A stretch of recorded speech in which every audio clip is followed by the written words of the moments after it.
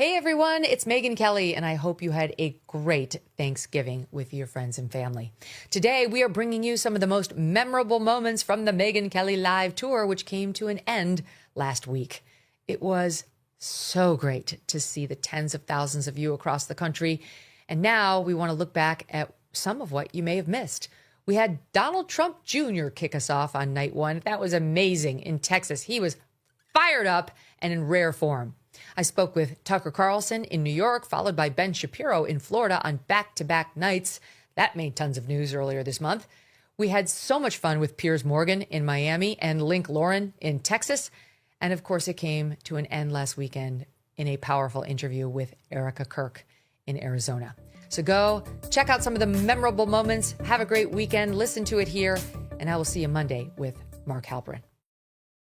Don't miss a moment. Subscribe to this show on YouTube and follow me on Insta, Facebook, and X. It's that time of year, and the clock is ticking.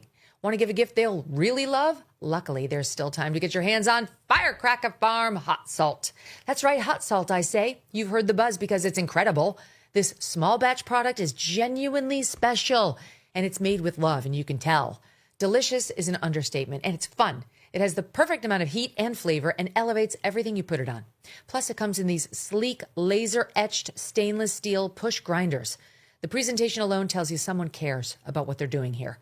They have a ton of different flavors, gift sets, and you'll be very happy to know you're supporting a small family business that is also now available at Black Rifle Coffee locations. But it is made in small batches, so when it's gone, you're out of luck. With Christmas right around the corner, they will sell out. They have the past couple of years. Trust me. To get the widest selection and score a discount too, head on over to their website, firecracker.farm now. Do yourself a favor, get your best gift shopping done today. That's firecracker.farm and use code MK at checkout for 10% off your order. Before you go, you have to do your best Donald Trump. We're going to have to do some Donald Trump, guys. All right, let's talk about why we're here. Right? I mean, we were going to do this tour. We announced this tour 2 days before Charlie was killed. And then the question was raised by basically everybody, do we still do this tour? And I know how I felt, and I know how you felt. It's not exactly how my husband felt. But we're here, and it's more important right now to be here than ever. 100%. I mean, the best way to honor Charlie's legacy is to actually be out here, to doing this, to be unafraid, to not back down. I think, yeah, thank you. I know I was supposed to do something with him literally the week after that, and as you mentioned sort of in the intro, you know, I met Charlie, I think he was 19 or just turned 20, and it was 2015 at the beginning of that cycle, and a couple friends of mine actually from Texas were like, you know, you have to meet this guy, he's great, he's charismatic, and he knows everything about politics. I'm like, wow, that sounds great, because no one here knows anything. Yeah, I've told you this before, but it was like when they were like, you're colluding with Russia. I'm like, guys, if you knew what was going on in that campaign, like, we couldn't collude to order a cheeseburger, okay? So, like, relax. Slow your roll. Relax, Adam Schiff, like, give me a break. But, you know, they're going on and on about how great this guy is, and they're like, okay, well, he's, you know, he just turned 20. I'm like, just, okay, enough. Like, stop. We're good. You know, if there's one thing we had no shortage of, it was guys that didn't know what the hell they were doing. We didn't need someone else who also didn't know what the hell they were doing. But these guys were persuasive, and I sat down, and in 5 minutes, I was like, oh. Describe that Charlie versus the Charlie we knew before he was taken from us. Honestly, it was the same. You just knew it was a generational talent. You know, I don't know much, but I think, you know, if there's one thing I've probably proven to be fairly decent at in the last decade or so is sort of just understanding talent. And I recognized it in an instant. I mean, it was literally 5 minutes. I'm like, okay, interview's over. Like, you're traveling with me. And, you know, he spent the next, 6-7 months. It was everything. I mean, he'd be making calls. I mean, I have great pictures of Election Day 16. And I think it was close to like 75 radio interviews. And we were just sort of moving east to west as the polls were shutting down. I'm, screaming at Sean Hannity, be like, just get me on in Western Florida because there's a time difference there and I can still get a couple people to the polls because, whatever wasn't showing up. And, Charlie was basically just in the background operating, my Twitter and other social media handles from my desk in my office as I'm going through this, and it was just such an amazing experience. But again, he perhaps got better, but he was always so good. He was just going to be better than everyone else anyway. It didn't take much maturation. He just always had it. In the past couple of years, Don, you've been subpoenaed and investigated more than any human on earth. So is your family. So is your dad. Your dad, they tried to throw him in prison, not to mention the impeachments and all the investigations and the civil lawsuits. And then on top of that, they actually tried to kill him repeatedly. Twice, yeah. Yeah. You saw your dad get shot in the ear. You saw 3 of his supporters get shot, one of whom died, two others of whom got shot as well. And then Charlie got shot and killed and taken from us. This is your life over the past couple of years. How has that changed you? Honestly, it's hard. I mean, there's an element, I guess, I got some of that Trump gene that it just makes you sort of go harder.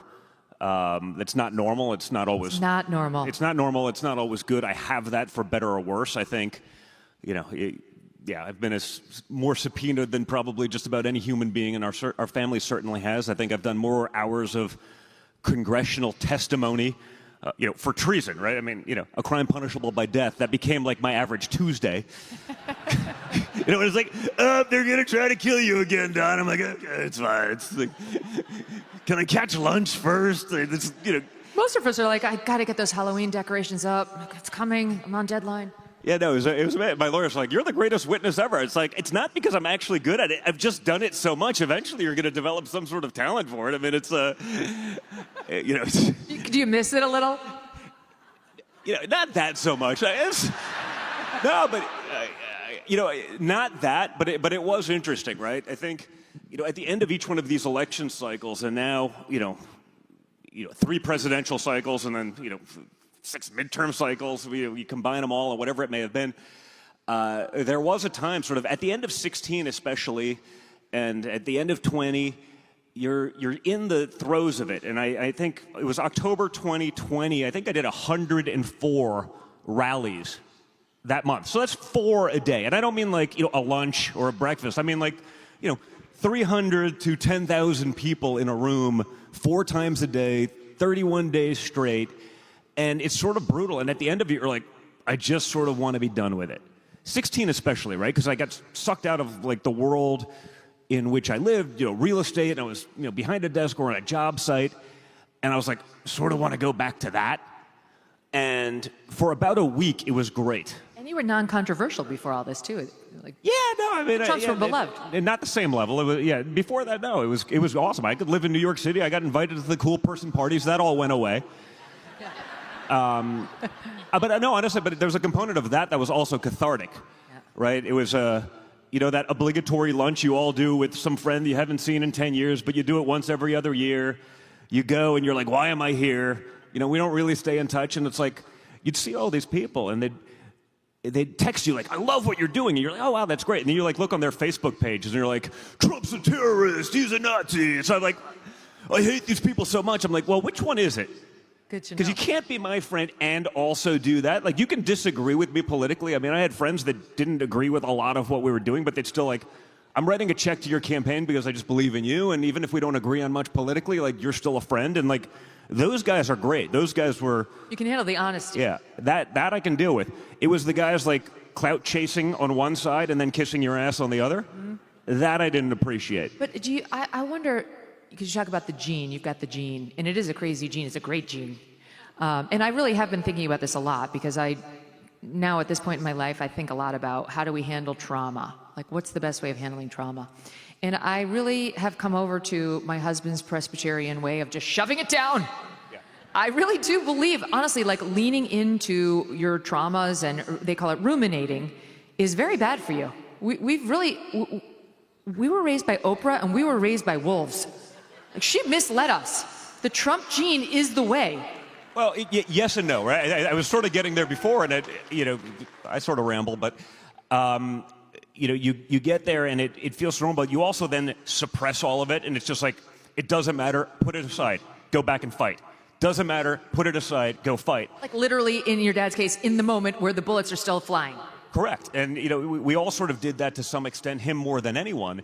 But then you go back and I have 5 young kids, and kids, they have some sort of problem. I'm like, well, they're literally trying to jail me. They're trying to shut down our businesses. They just tried to kill grandpa. Like, it's just, whatever they're going through is still a big thing for them, but you can't even think of it as a big thing because it's like, give me a break. It's nothing, but it's big for them. And so you definitely put a lot of that sort of emotion aside. It's like you've just been a beast in a cage, prodded for a while, that you'd sort of adjust to that normalcy, but it makes it actually very hard to be sensitive to other people's ideas and emotions. Of that movie Free Solo. Did you see the movie Free Solo? Yeah, 100%. Did you guys see this? I saw it on an airplane once, where the guy I used to do a little bit of free climbing, so yeah, I have that underdeveloped sense of self-preservation, and pretty much I'm a pilot. I do the trimix diving. So this guy's like climbing mountains, the most dangerous mountainsides in the world, without any suspension, without any rope whatsoever, and it's extremely dangerous. And they talk in that film about how you can kind of burn out your adrenal gland. And that's not necessarily a good thing. Or it's already underdeveloped, so it takes that much more stimulus to actually get any sort of excitement out of life. And that's what it was like. So after 16, you work so hard, you sort of become like, there's something cool about being pseudo rock star, right? You're on a stage and people are loving it, and you sort of feel like, wow, I'm actually decent at this. This is kind of cool. So, but you get like, I got to go back to my regular life. I'm so over this. And like 2 weeks back at a desk, and I was like, yeah, no, this isn't going to work for me anymore. No, I was like borderline depressed. Like I was like, this sucks. Like I literally just remade my whole life after that and stayed more involved in this, and just it was sort of game changing. So what I thought was sort of like going to be my destiny for, the rest of my career, it was like, yeah, no, that's not going to work. Like I literally would not be able to be satisfied sitting at a desk and doing that forever anymore. And so it changed everything. Well, that leads me to my next line of inquiry, which is any Trump going to be running for office at any point soon?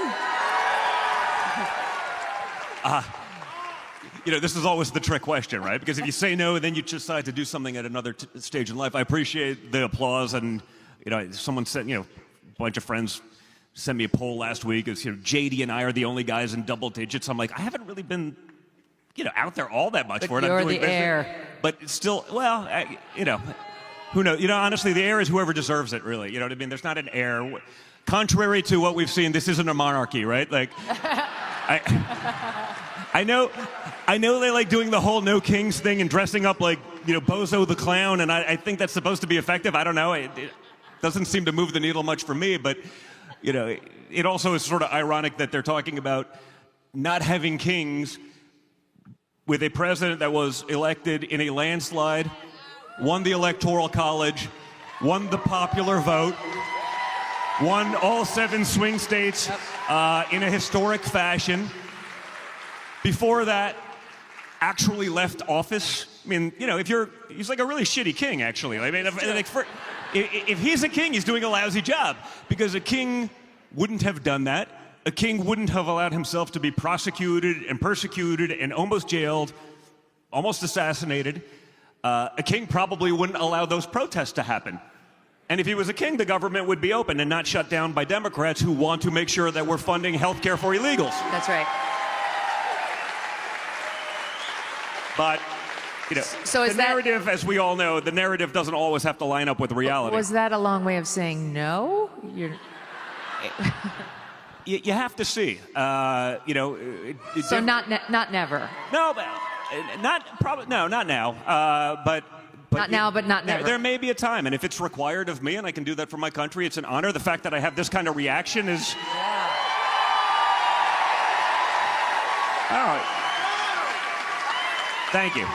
But no, okay. Listen, just that kind of reaction, like that's sort of that. I mean, that's the greatest honor I could receive, right? So it means a lot to me, and I see that, and it's. I don't know that I have the ego, actually, which is ironic. I understand coming from a Trump.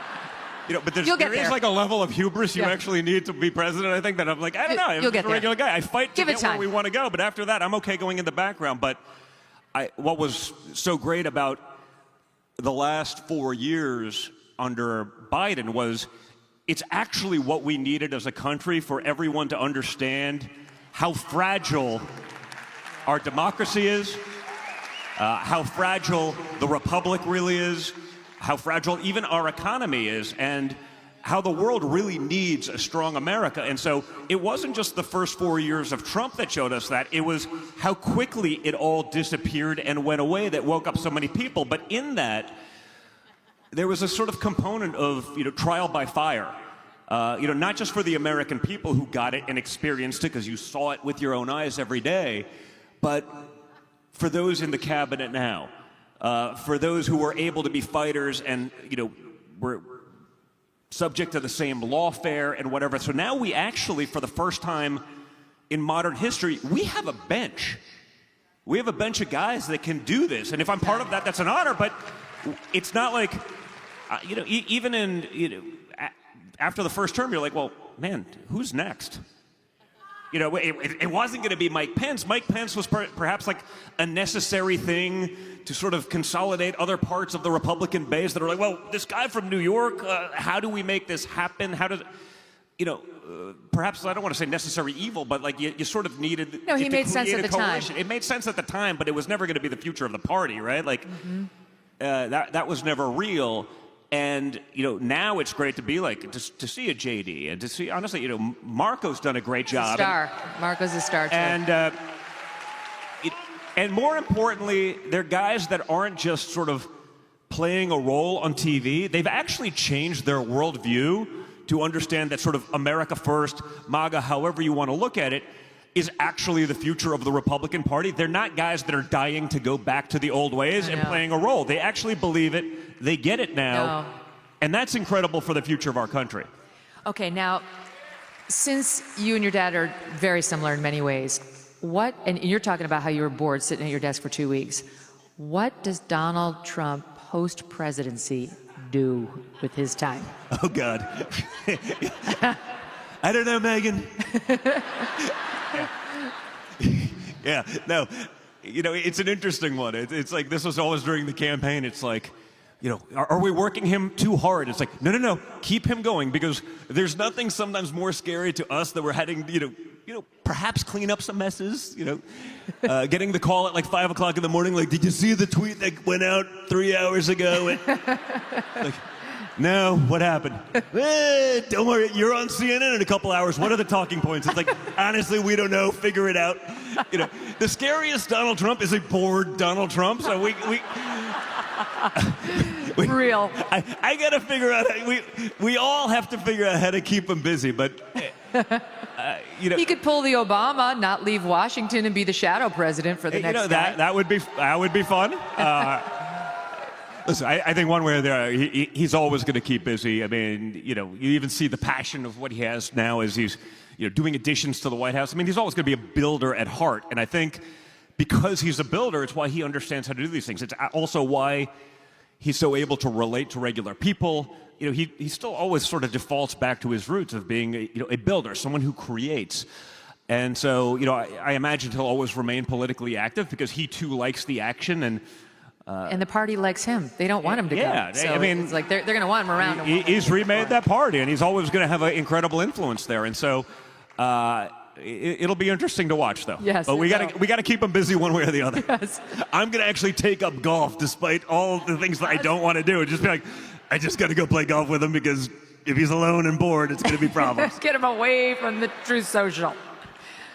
Let's talk about the lawfare that's happening now. What happened to your dad was deeply wrong. It was immoral. It was criminal. It really was criminal what was done to him.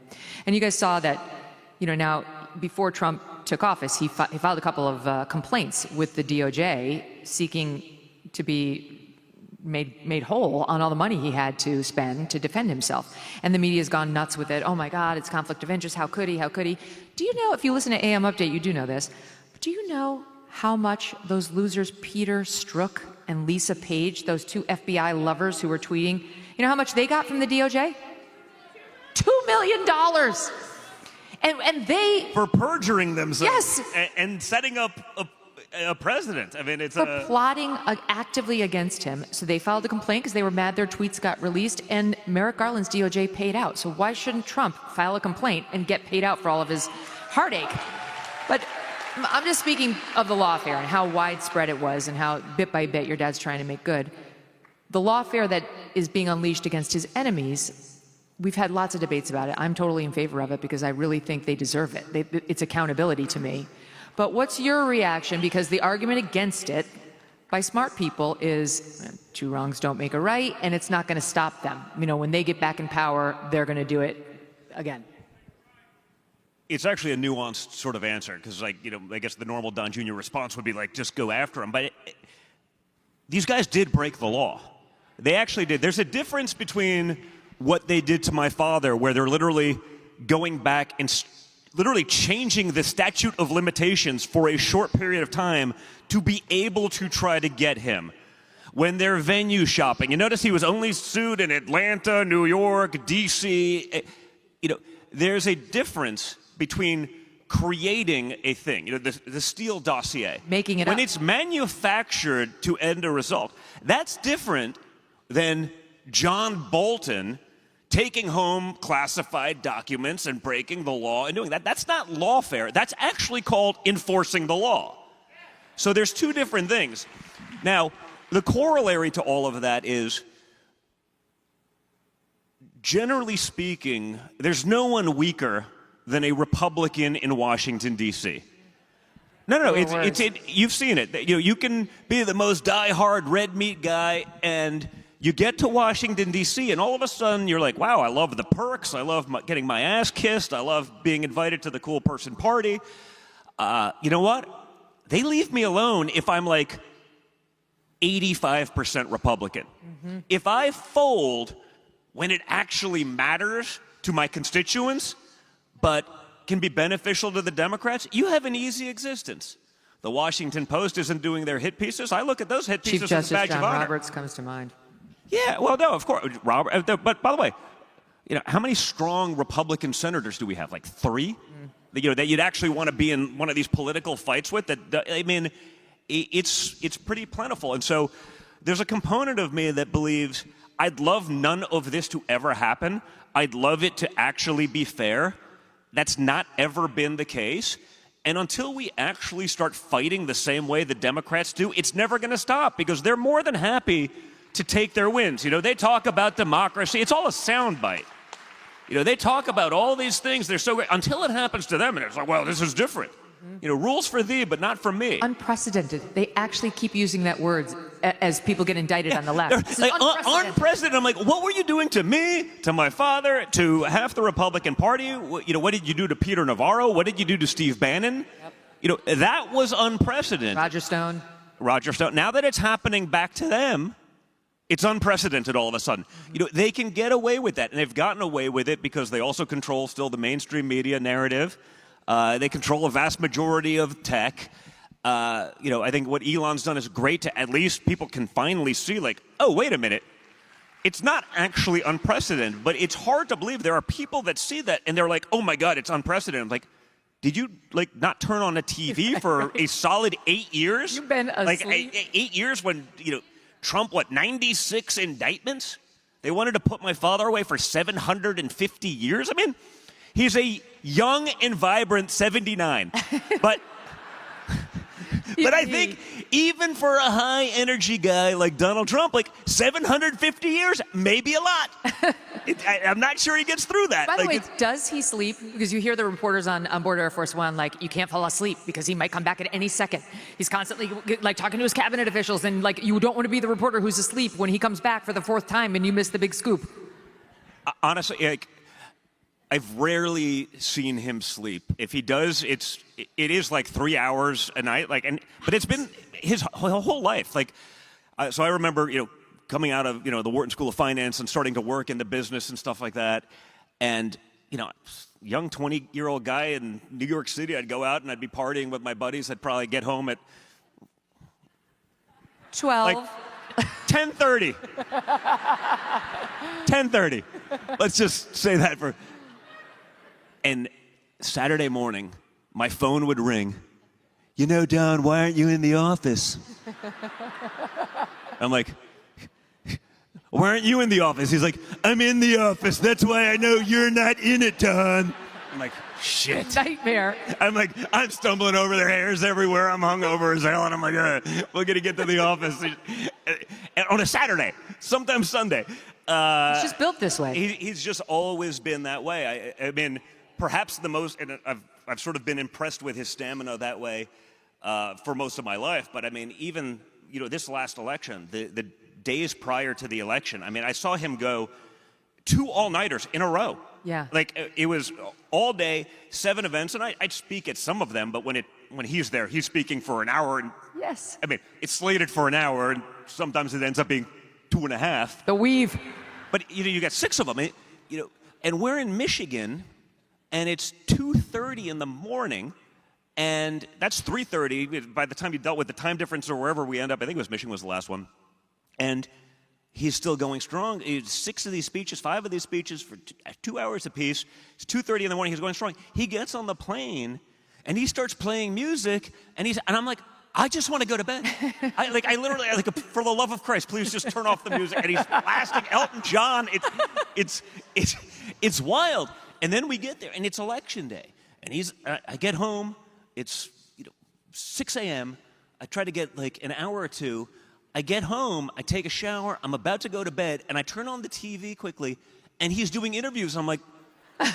I'm like, no, I felt like I'm not like living up to, this. I literally had like 2 hours till my next thing. I'm like, I just can't go to bed because I can't let this guy outdo me.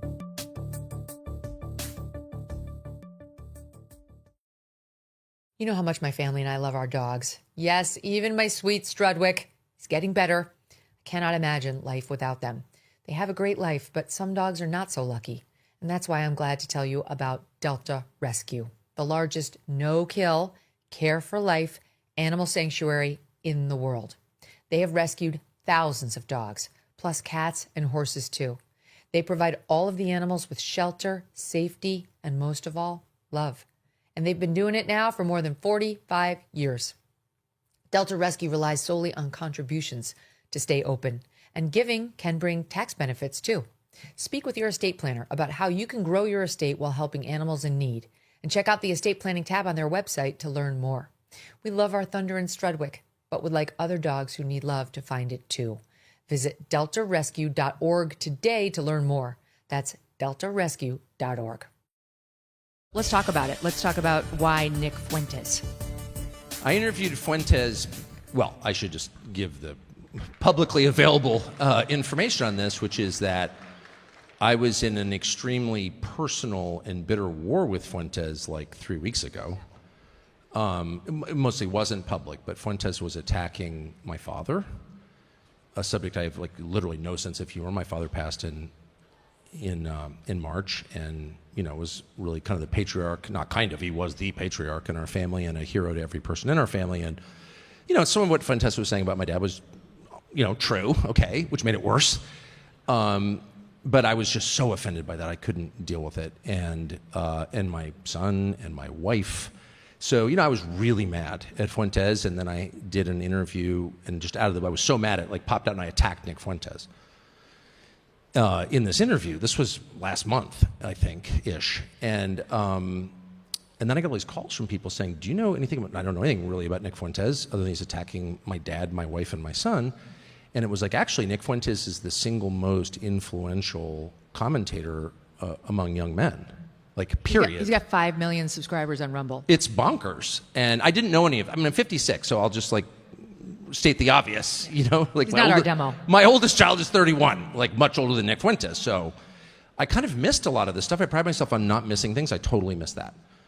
Really? And then it turns out that, he has no advertisers. They've been trying to cancel him since freshman year in college. Ben Shapiro actually tried to shut him down freshman year in college, and it didn't work. In fact, it had the opposite effect. So I was like, and so I talked to a million people I know, maybe I should interview Nick Fuentes to hear what is this actually? And so I decided to do it, and I thought it would be controversial. I didn't think it would become what it's become. I'm not going to offer any defense other than, it's kind of interesting. I've interviewed I'm doing this for 34 years, so I've interviewed everybody, most of them bad people, to be honest. Right. I interviewed Liberian militia leaders during the Liberian Civil War, all cannibals, every single one of them had tasted human flesh. And first of all, I kind of like them. I'm just being honest because I like people. Don't agree with cannibalism. Pretty opposed. For the record. But I'm just that way. I just like people. And the closer, if you can like smell someone and talk to them, like it's hard to not see the human in the person, even if he's a cannibal. Did the Liberian cannibal smell good? Kind of rank, to be honest. Yeah, Actually, during the interview, I'll never like forget chicken. this. I was in Africa to cover the Civil War, and I'm interviewing this guy, and he was like, Commander Butt Naked, or it wasn't actually Commander Butt Naked, who was a famous militia leader during that war, who fought, needless to say, butt naked. But I'm interviewing this guy, and his cell phone goes off, and it's the Woody Woodpecker theme song.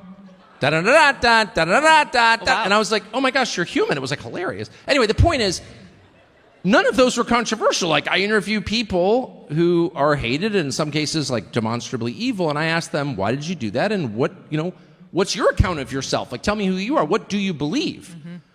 And that was the first thing I wanted to achieve at Nick Fuentes. It's like, what is this? Tell me. I'll give you 2 hours. I have only watched your clips. They're like a minute long. I want to hear, like, why don't you describe what you think? Because I think that's the small role that I play, which is to get documentary evidence of people describing what they think. I did it with Putin. I'll probably do it with every other bad person in the world because I'm interested. Not because I agree with him, because I think it's interesting. And second, I wanted to say something very specific to Nick Fuentes, and it's this, and I said it, which is, I think it's totally legitimate to criticize any foreign country, from Belgium to Congo to Israel, because they're foreign countries. Yes. And I'll never give up that right. In fact, it's an obligation, I would say, and to be reasonable about it, and not, but what's in America's interest? Totally legitimate. It is totally illegitimate and very specifically unchristian to attack people for their DNA. Like, I hate this group. You wanted him to hear that. We all have to hear that. And because that is the basis of Western civilization. Western civilization is derived from the New Testament. It is based on Christian ethics. And the core difference between the West and the rest of the world, not just Israel, but every other country, is that we don't believe in collective punishment because we don't believe in blood guilt. We don't believe that you were born guilty, and we also don't believe that you're born virtuous. We believe that God created every person as an individual. God did not create communities. Every woman gives birth to a human being, and every person has the spark of God inside him. I mean, that's what we believe as Christians. And every person has the possibility of redemption. And in my religion, the great human hero, in Christianity, Jesus is God in human form. But the great human hero in the New Testament is its primary author, Paul, who was Saul of Tarsus, who was the primary persecutor as a Pharisee of Christians. He was murdering Christians. He was Jewish, by the way, so like everyone in the New Testament, but he was on the way to go murder more Christians, that he met Jesus, and then he became the great evangelist of our faith and wrote the majority of the New Testament. So, like, he's my personal hero, but he's also living testament to the truth about people, which is each one of us was born as an individual, and we will face God alone at the end to account for our lives. And along the way, there is always the possibility that no matter what your genes are, what you look like, or what your religion is, that you can change and that you can be saved by Jesus. That is Christianity in 3 sentences. And so that is reflected, even for people who aren't Christians, that is reflected in an ethical framework and a legal code that is the only truly unusual and great thing about the West, which is we do not punish the innocent. We only punish the guilty. We do not, you commit a crime, we don't throw your kids in jail. We don't execute your cousins. We don't commit genocide against your whole tribe. We punish you because you did it. We treat each person as an individual. That is Western civilization. That's a Christian understanding. It does not derive from any other religion. Christianity alone, unique, makes that claim. And that's the basis of our justice system, which, again, even non-Christians appreciate. That's why they move here, because it's self-evidently more humane. That's where the idea of human rights come from. They're not collective rights. It's not that your tribe has rights and his tribe doesn't. It's you as an individual have rights. And that idea is not only being challenged in our country, it's being disregarded. It's disregarded in DEI. It's disregarded in affirmative action. Identity politics is a refutation of that idea. We are awarding some people something because of how they were born and hurting others for the same reason. That is anti-Western, it's evil, and it leads, in the end, inexorably to genocide. That is the root idea behind what happened in Europe in the 40s under the Nazis. It's the root idea behind what happened in Rwanda in 1994. It's the root idea, just saying, behind what's happening in Gaza right now, where it's like, we're going to kill the kids too. We don't care. And we're going to, by the way, move everyone out because they're a people that is fundamentally opposed to us. Yeah, well, I'm not for that. Sorry, because that's not the Western understanding of justice. We punish the guilty alone. We do not punish the innocent. Period. And that's not racism, and in fact, it's the answer to racism. It's the answer to anti-Semitism. It's why anti-Semitism is wrong. It's why racism is wrong. No, you're not better than me. No, you're not worse than me because of how you were born. You're the same as me because we were both created by God. Period. So the whole idea of thinking of people as members of tribes, any tribe, including my tribe, is prima facie immoral. And yet, it is the operating idea behind so much of our politics. And I reject it. I reject it when it manifests as anti-Semitism. I reject it when it manifests as anti-white racism, which has been pretty common. I know we're not supposed to say it, but it's real. But I'm not mad about that just because my kids are white, which they are. I'm mad about that because the idea is immoral, it's anti-Christian, and that is the destruction of the West. And so when I see these people like, we're defending Western, when Mark Levin's like, we're defending Western civilization, or Randy Fine, who's like, yeah, we just have to kill every Palestinian because they're Palestinian so we can defend Western civilization. I'm like, no. You are the enemy of Western civilization because collective punishment is the enemy of Western civilization. Period. Wow. That's what I wanted to say, and I said it, and they called me a Nazi, and I'm like, actually, I hate the Nazis for that specific reason. But wait, what I hear you saying, sort of, is that you wanted to reach him. You wanted him. Of course I want to reach him and everyone watching. But were you trying to help him in a way? I want to tell the truth as I understand it with the ever-present knowledge that I'm kind of a buffoon and I'm often wrong. I supported the Iraq War. I remind myself of that every single day.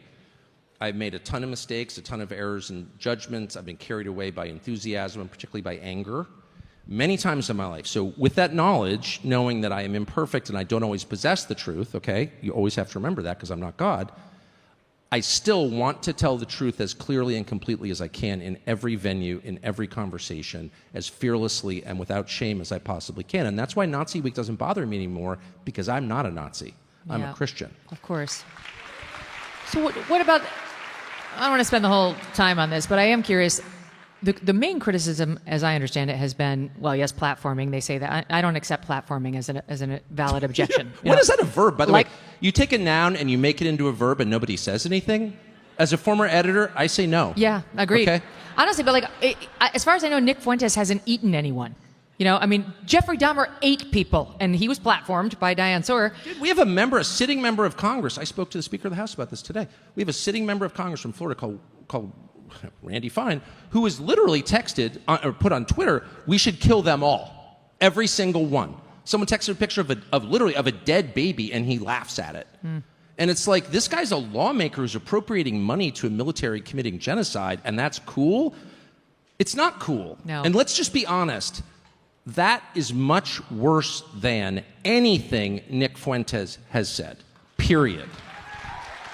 So the main pushback has been when you had Jeffrey Dahmer or the Ku Klux Klan, or et cetera, these journalists went after them, exposed the terrible things. And Nick Fuentes has said a long list of very vile things. Big time, including attacking my dad, which was the most vile of all, in my opinion. Yeah. I mean, I personally have watched videos of him questioning the Holocaust, likening it to baking cookies in the oven, and there's no way you could have gotten to 6 million, seems to be his theory. He seems to think that we've way overstated the number of Jews killed in the Holocaust. He's ripped on poor Usha Vance in the most offensive terms, which I mean, so what do you say to those people who say, why didn't you raise any of that? Do your own interview the way that you want to do it. You're not my editor. Buzz off. I mean, I don't know. You want to go yell at Nick Fuentes? I'll give you his cell. Call him and go sit and yell at him and feel virtuous or whatever. That's up to you. I got the same thing with Putin. Why aren't you yelling at him?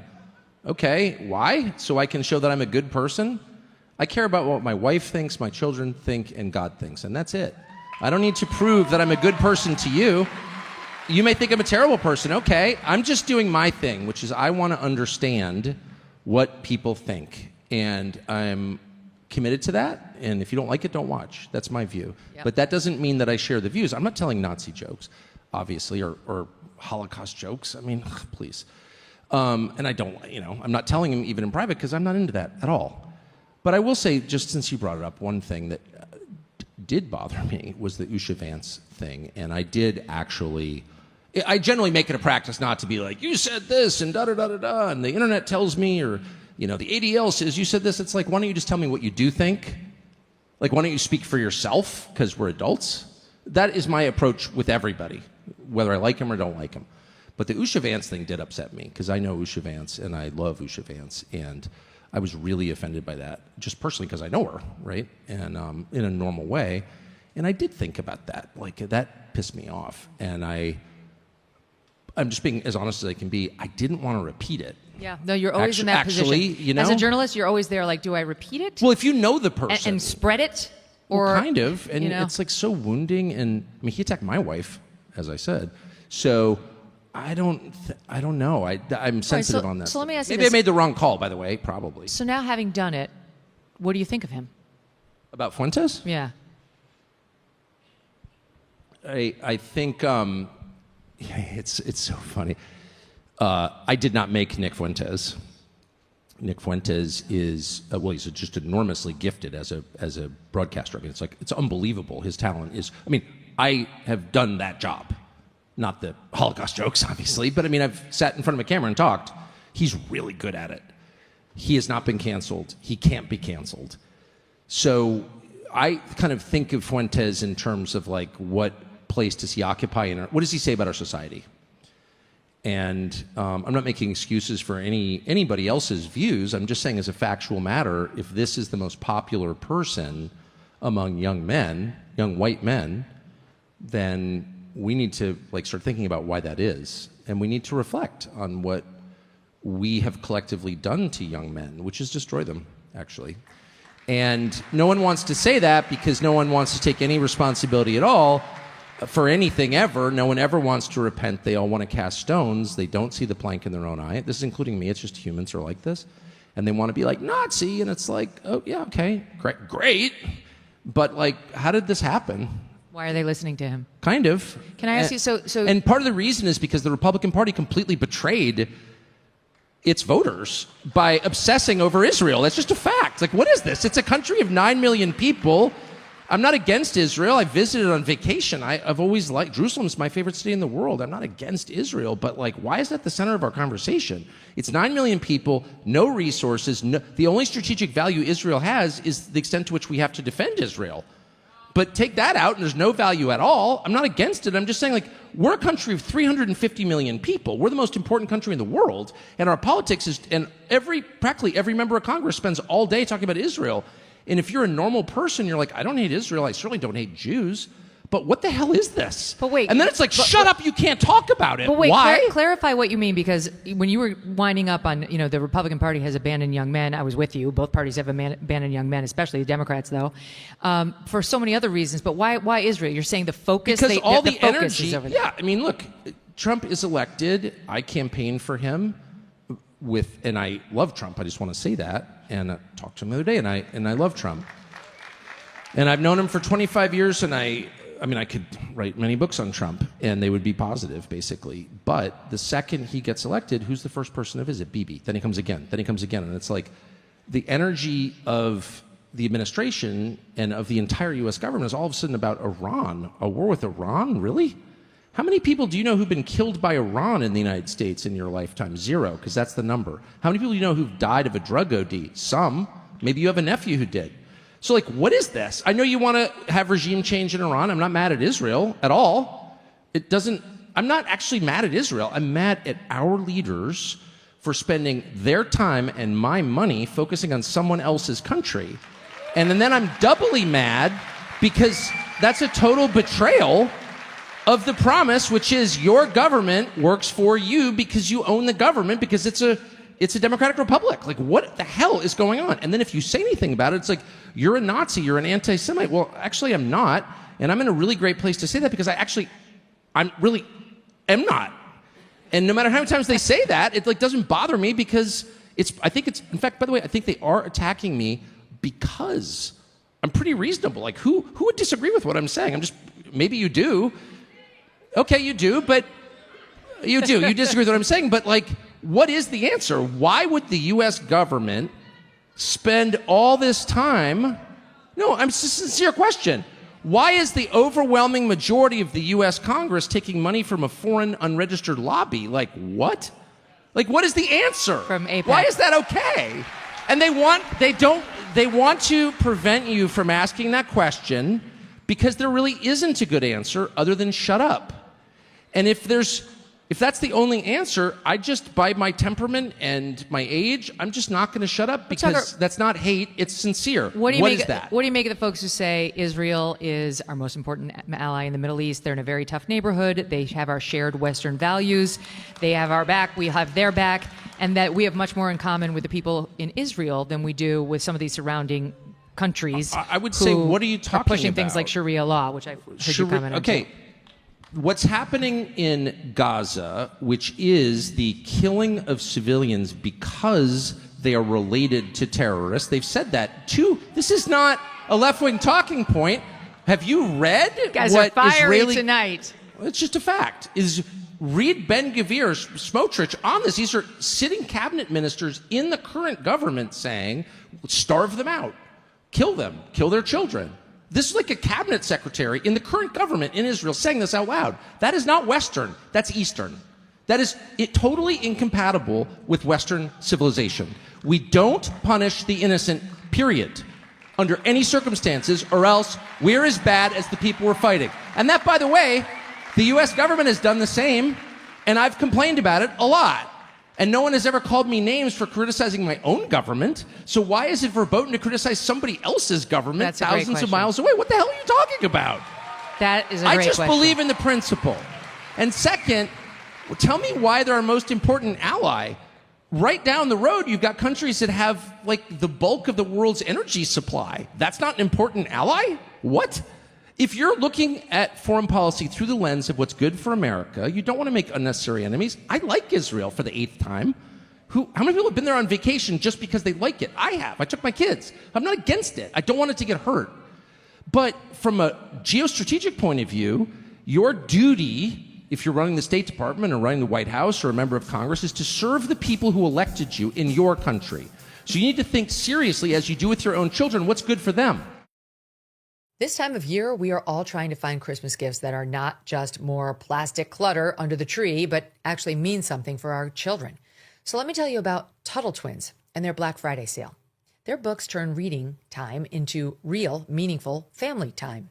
The stories are fun, they're fast-paced, but they also spark those big conversations about courage, honesty, responsibility, and how the world really works. Your kids are not being lectured, they're entertained, and the lessons actually stick. Your kids will ask better questions and grow more confident in what they believe. It's not just another gift, it's an investment in your kids' character and your family's connection.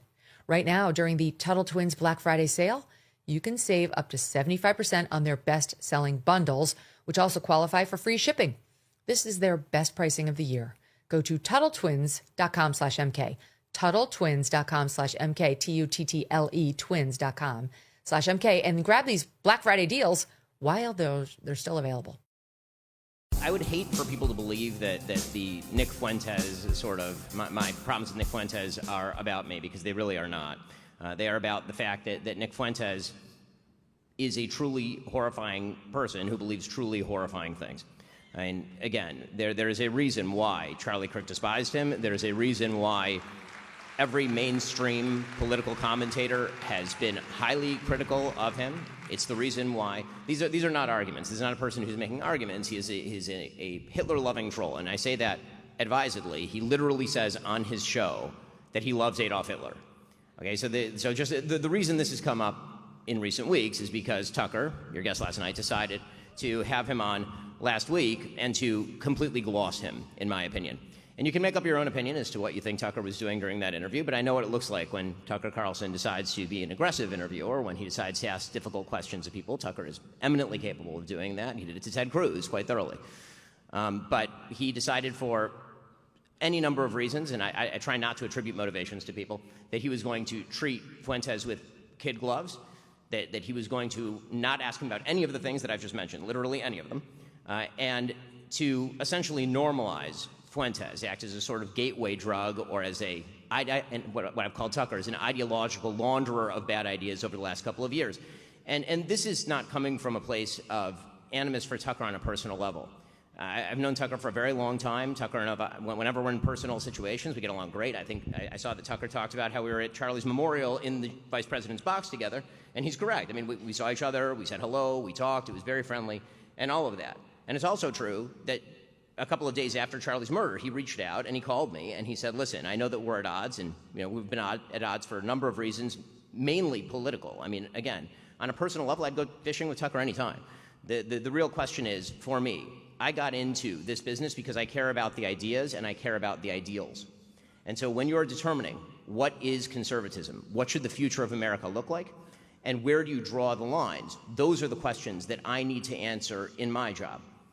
For me, my business is really not about friendship. I have lots of friends, people who I love, with whom I disagree on politics and don't believe they should be leaders in the conservative movement, for example.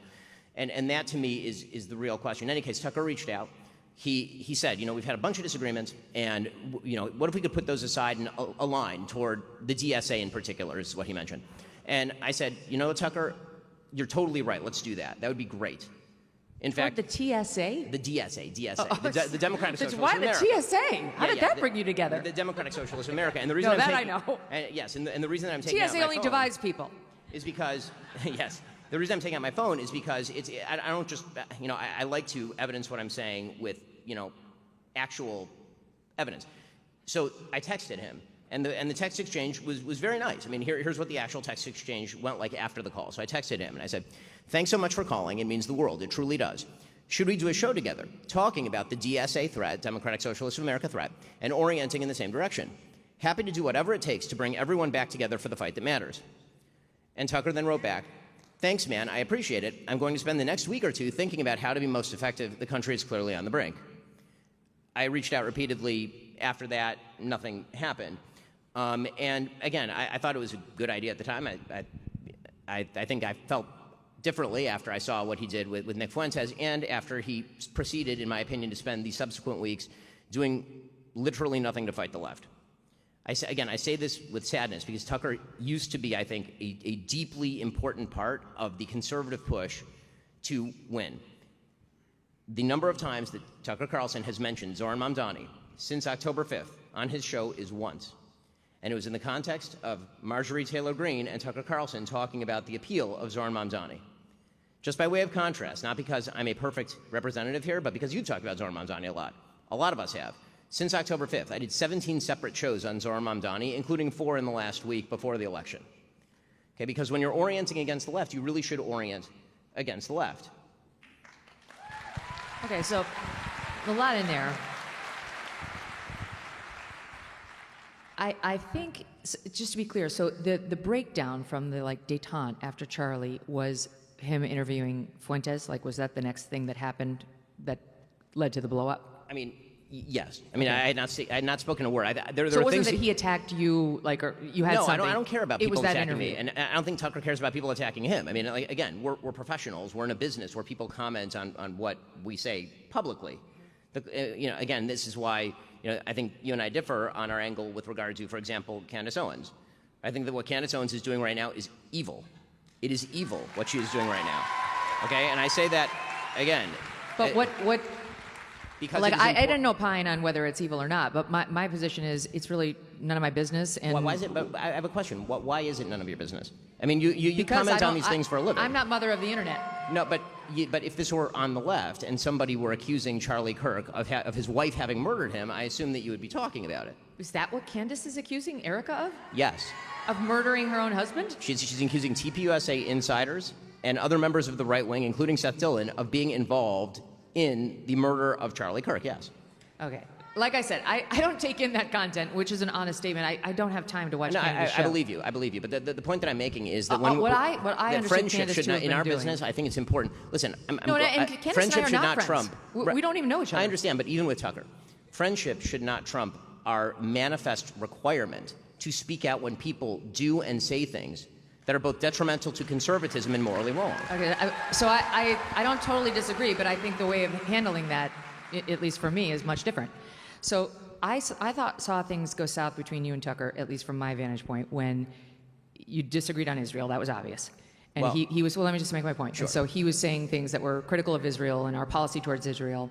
And then you did one show where you did what I thought you should have done if you disagreed with him, which clearly you did, which is say what you believe and what you think is factual and like educate your audience on what you think are the real facts and give them the evidence for it.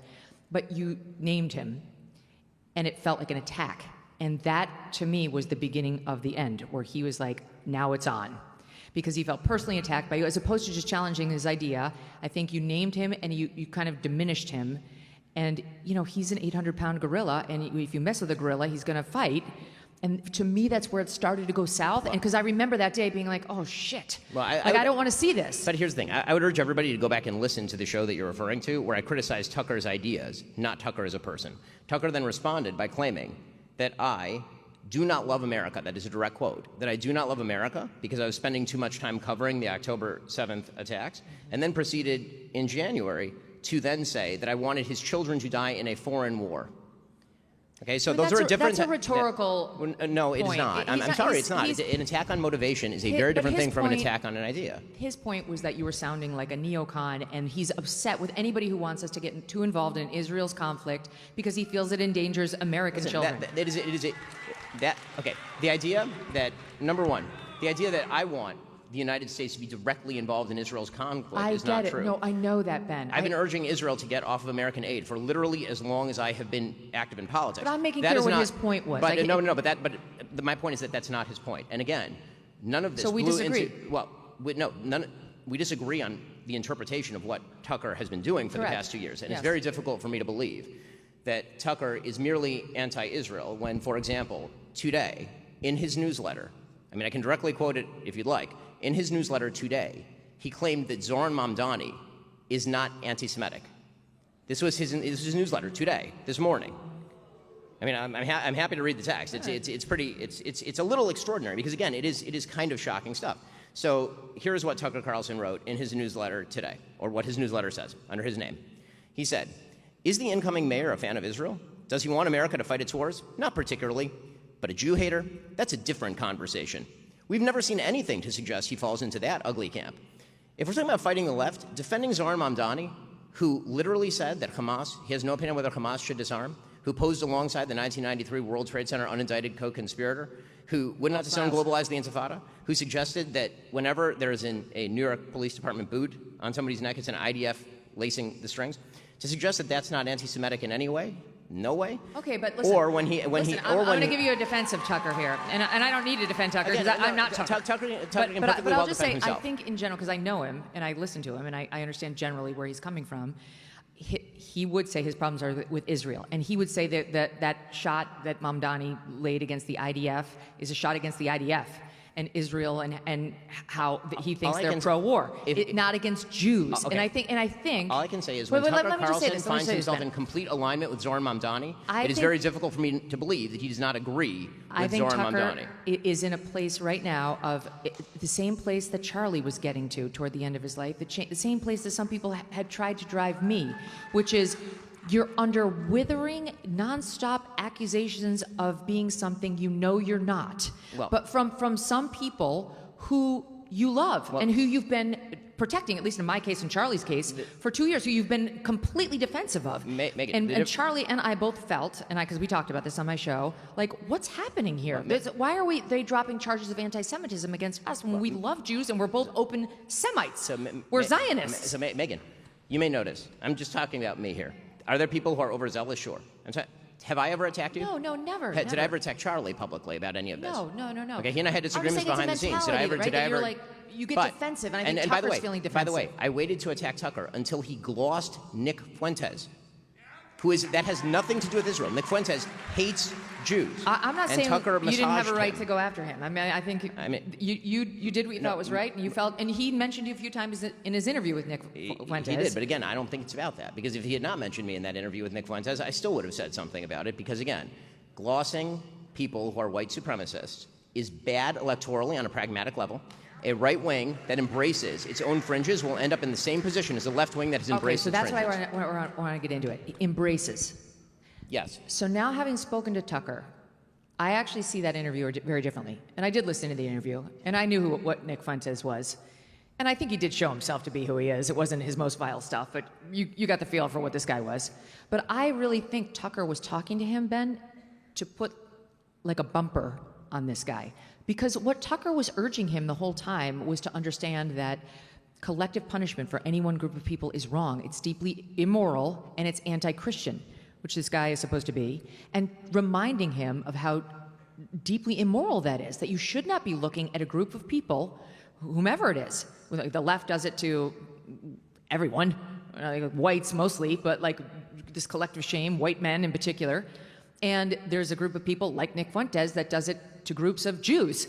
And he was making the case throughout the whole interview in the way that Tucker does. He's not like you or me. He's not like pointed and cross-examining. That is not true. And was making... That is fundamentally untrue. No. Senator Ted Cruz whether that is true. He gave it to Ted Cruz because Ted Cruz is a politician. That's hold up. So only politicians get cross-examined? You don't. Well, look, Truly? it depends on the person. Tucker would never cross-examine a person who is not a politician. That's his rule. Tucker has excoriated public figures who purport to speak for us and represent us for many years. Nick Fuentes is a podcaster civilian. Okay, I just have a question. We all in our industry are constantly excoriating people who are in our industry. It happens all the time, every single day. Okay. Again, but we're talking about his interviews. We can agree to disagree on your interpretation of what Tucker was doing there. I think everybody should watch and determine for themselves what they think Tucker was doing in that interview. And I urge you to watch it back to back with the Ted Cruz interview to determine whether you think that was an aggressive Tucker Carlson interview. And you can judge for yourself. I didn't say it was aggressive. My opinion. I didn't say it was aggressive, and I don't think he would say it was aggressive. And I think his that, point was, this guy, first of all, he's become a behemoth, sadly. He's got 5 million viewers on Rumble. He's got 1 million followers on X. I agree. This is all before Tucker Carlson. And he was platformed, I hate that verb, but he was platformed by Patrick Bet-David. And he went on Dave Smith's show, and he went on another big show. He's been getting more and more purchase in the political ecosphere, including right wing. And I think that's Patrick bad. Bet-David has a huge show. I know, but Patrick did you know that Patrick Bet-David had him on? Did his life blow up? Patrick Bet-David did a significantly more aggressive interview with Nick Fuentes than Tucker did. Okay, but my point is simply he's growing. He's growing in stature. And so what I saw Tucker do was not whitewash his ideas, but try to put bumpers up on the guy. I know Tucker well, and I think that was his approach. And the way, if you want to put a bumper up on Nick Fuentes, is it helpful to say, you're fucking vile, you're an anti-Semite? Yes. No, it isn't. Yes, it is. That doesn't put a... Yes, it No, is. it isn't. That makes Yes, the audience feel good because you have hand-to-hand combat, but it doesn't help change that guy's view or his extremeness at all. Okay, I'll tell you what doesn't change Nick Fuentes' view. Tucker Carlson with his arm around Nick Fuentes, grinning for the camera, while Nick Fuentes tweets out America first, and then triumphantly goes on the air the next day to explain that he has essentially used Tucker Carlson as a vehicle for manipulating other people. Okay, that's what Nick Fuentes is saying, not me, Nick Fuentes. Okay, and Nick Fuentes, and by the way, I will again say that Tucker Carlson, when you say to somebody in an interview, do you condemn anti-Semitism? And then the person says, sure, which is what Nick Fuentes said. He said, I'm not an anti-Semite, which is blatantly untrue. Yeah. A responsible journalist would then follow up, demonstrating that that is false. Tucker did not do that. He allowed him to get away with that, and then he allowed him to talk about, quote-unquote, organized Jewry, followed by Nick Fuentes being treated to a disquisition by Tucker Carlson about why Christian Zionists of all human beings on earth are the people that he hates the most. He took that back. You can't take that back. How do you take that back? He did.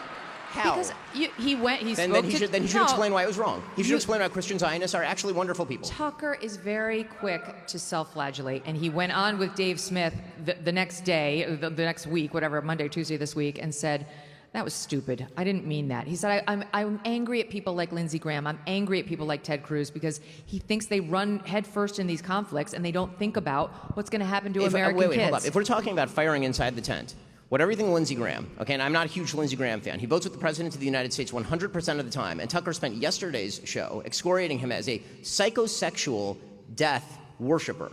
Does that sound like firing outside the tent? Again, these are the questions. I'm not offended. Again, the questions that I'm asking here, I'm not asking you to do anything, Megyn. No, I know. Okay, I know. I'm not. Our beef is not with each other. I'm not, okay? When I draw a line with regard to what I believe Tucker Carlson is doing to the conservative movement and what he is fomenting, that is because that is my info, and everyone can make their own decision as to whether they think that I am right or whether I am wrong and where they choose to draw the line with regard to the conservative movement. The question for me is always whether somebody's statements are forwarding moral values that I think are worthwhile. I did not get into this business for the money or for the clicks. You didn't either. Neither did he. What was that? Neither did he. I mean, he may not have. That's fine. I certainly did not. I'm only going to speak for myself.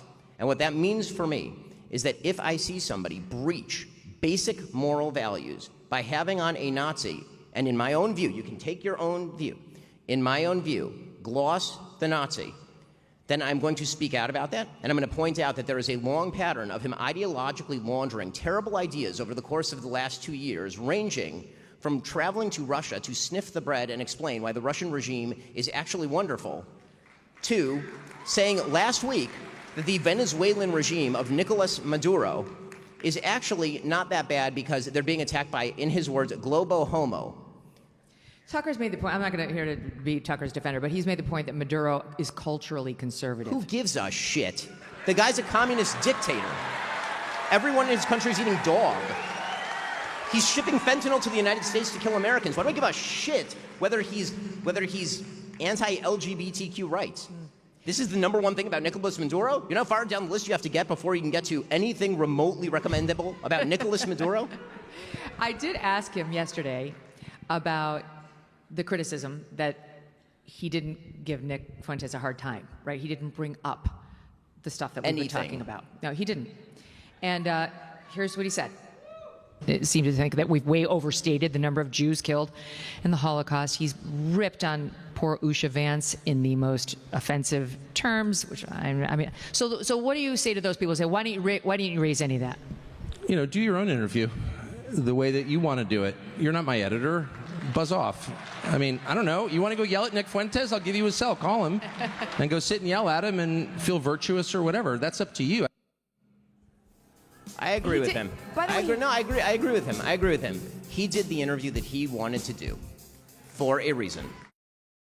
I've been talking a lot about Riverbend Ranch because I love their steaks. Well, this holiday season, express your love with a very special gift of premium steaks from Riverbend Ranch. They have spectacular beef bundles that are wonderful gifts to yourself, to your friends, to your family. Their prime rib roast and holiday bundles are only available while supplies last, and they are going fast. For the last 35 years, Riverbend Ranch has been creating an elite Angus herd by using ultrasound technology to identify genetically superior cattle with a focus on flavor and tenderness. All Riverbend Ranch cattle are born and raised in the USA.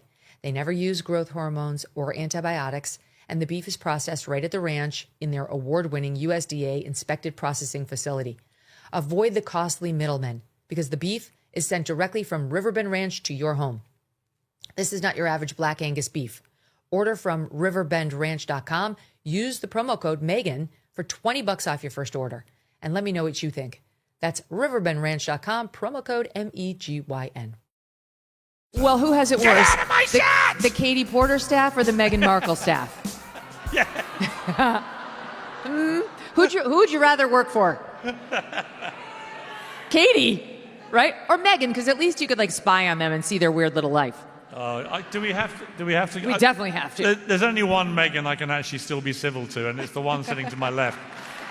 The other one. You know, she's getting back into acting, Piers. I'm sure you saw that. She's shooting a movie now. She's playing herself in a movie. Yeah, she's which is, I guess, acting. Yeah, look. I'm actually genuinely curious. Are there any fans of Meghan Markle in tonight? No. Oh, hang on. There is one lone hand is raised Subversive. up here. Actually, that is one more than I expected, I have to be honest. Do you think she's going to make it in the acting remember, world? I used to do a show called Good Morning Britain in Britain, and I loved that show. That was a great show. And in 5 years, we trebled the ratings. It was on fire. Like, everyone loved it. And then came the Oprah Winfrey Wine-a-thon, as I call it. You and I were on together the morning after that. Yes. Remember that? Yes. I had no show. I was sitting in my Yes. living room. We took that thing down. Well, because there were certain things she said in that, and Half-Wit Harry, her husband. And one of the things they said was, that the Archbishop of Canterbury had secretly married them in their back garden 3 days before the wedding on TV. So we did a quick check, because I thought, that can't be right. And we did a quick check.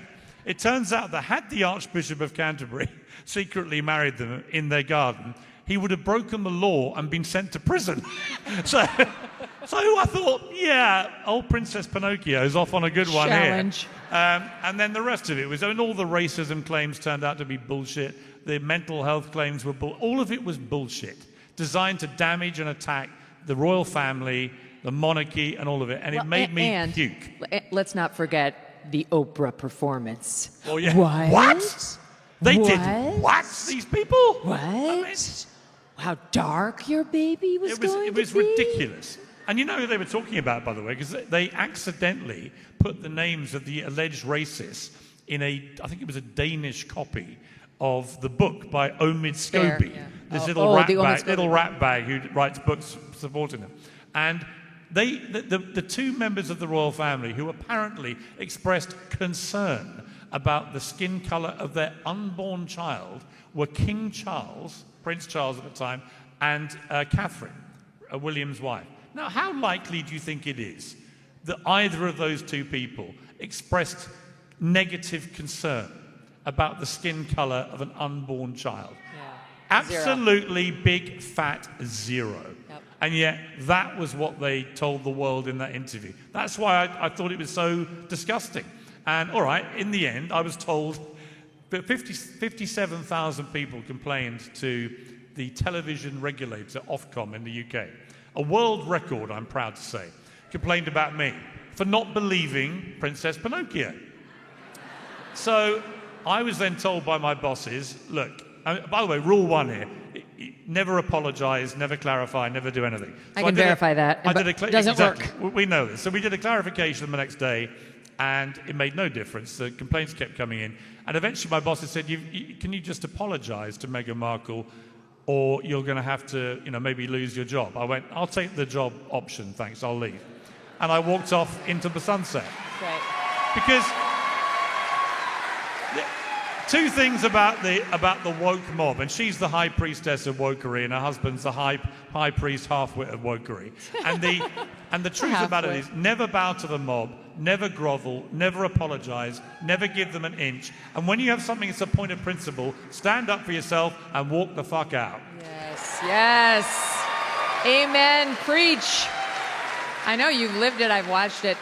She's a bully, and her acting career, or whatever she's trying to do, is going to fail, just like everything else she touched fails. I thought, didn't you think the Dodgers video clip from their living room, God, with her waltzing around, yes, like a hyena, literally like a hyena with a spear in its back, wasn't it?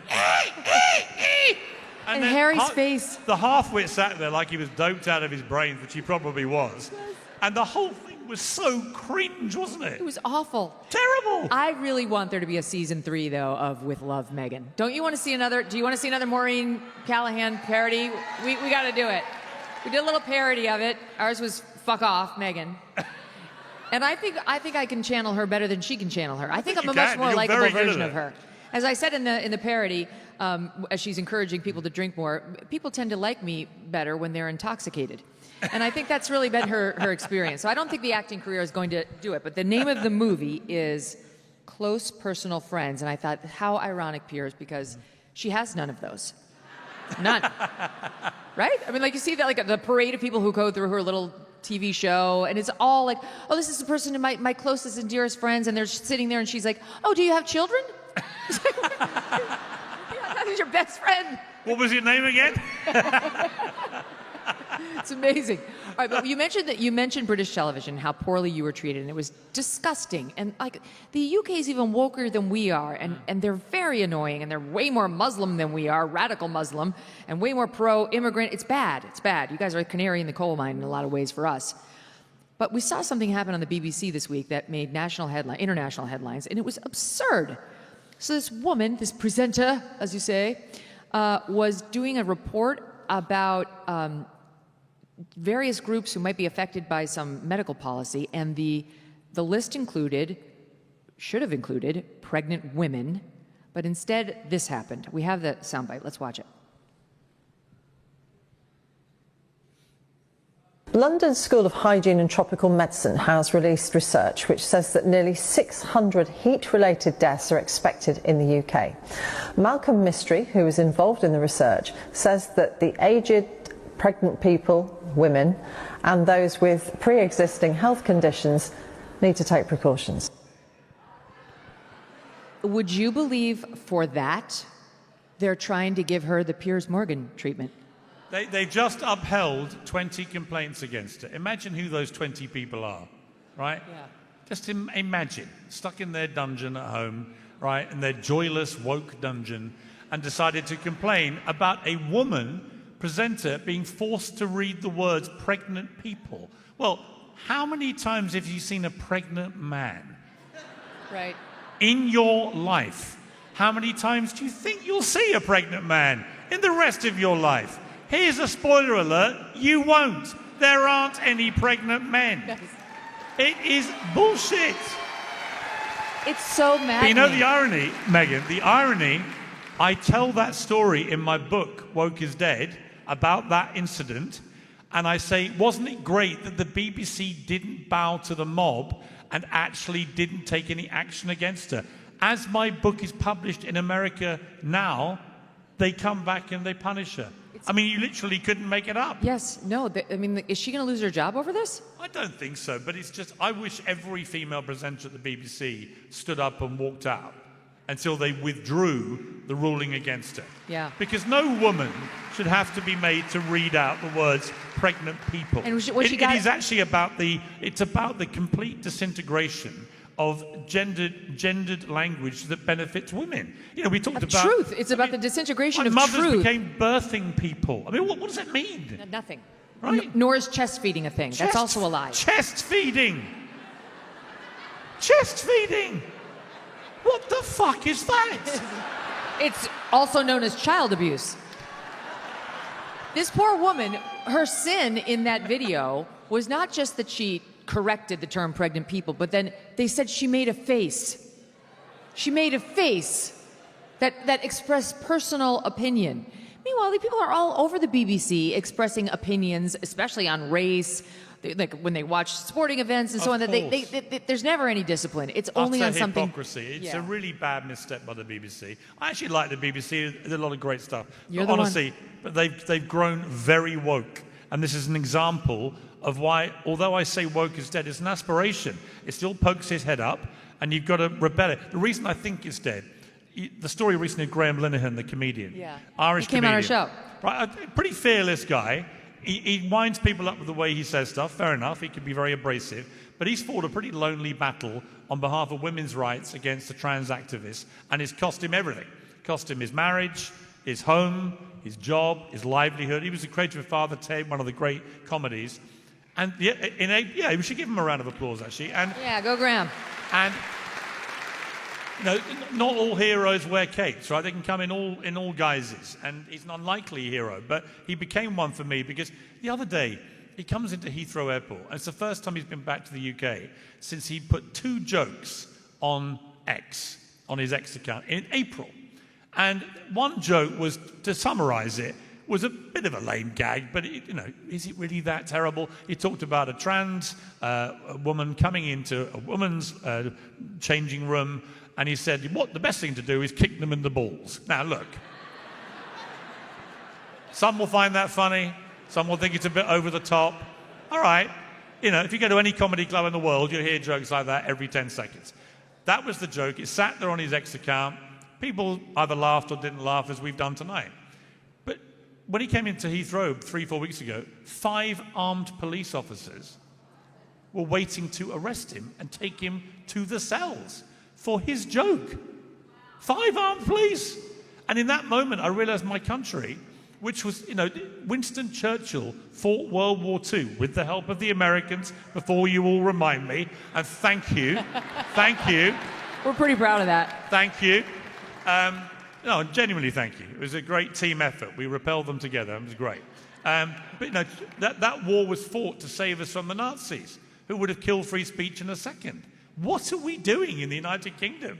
And several hundred people have been arrested for tweets and social media posts in the last couple of years. It is completely ridiculous. You cannot have a free democratic society if you don't aggressively defend freedom of speech and freedom of expression. It is the cornerstone of a democracy. Obviously, we love our First Amendment, and I know you and many other Brits are jealous of it. I mean, the First Amendment is being eroded day by day, even here, but at least we have it. It's a very important principle of how we live the way we do. I think the woke mind virus is uniquely tied to a deep unhappiness. You know, you never meet a super happy woke person. They're joyless. Right, utterly joyless. And that brings They never laugh at any jokes. Have you noticed? Yeah, that's true. Nothing is ever funny.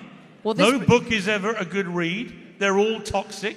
Every movie is toxic. Everything, clothing you wear at Halloween is toxic. And they are toxic. They themselves are the toxic ones. They become toxic. So they're always deeply unhappy, which brings me, of course, to Michelle Obama.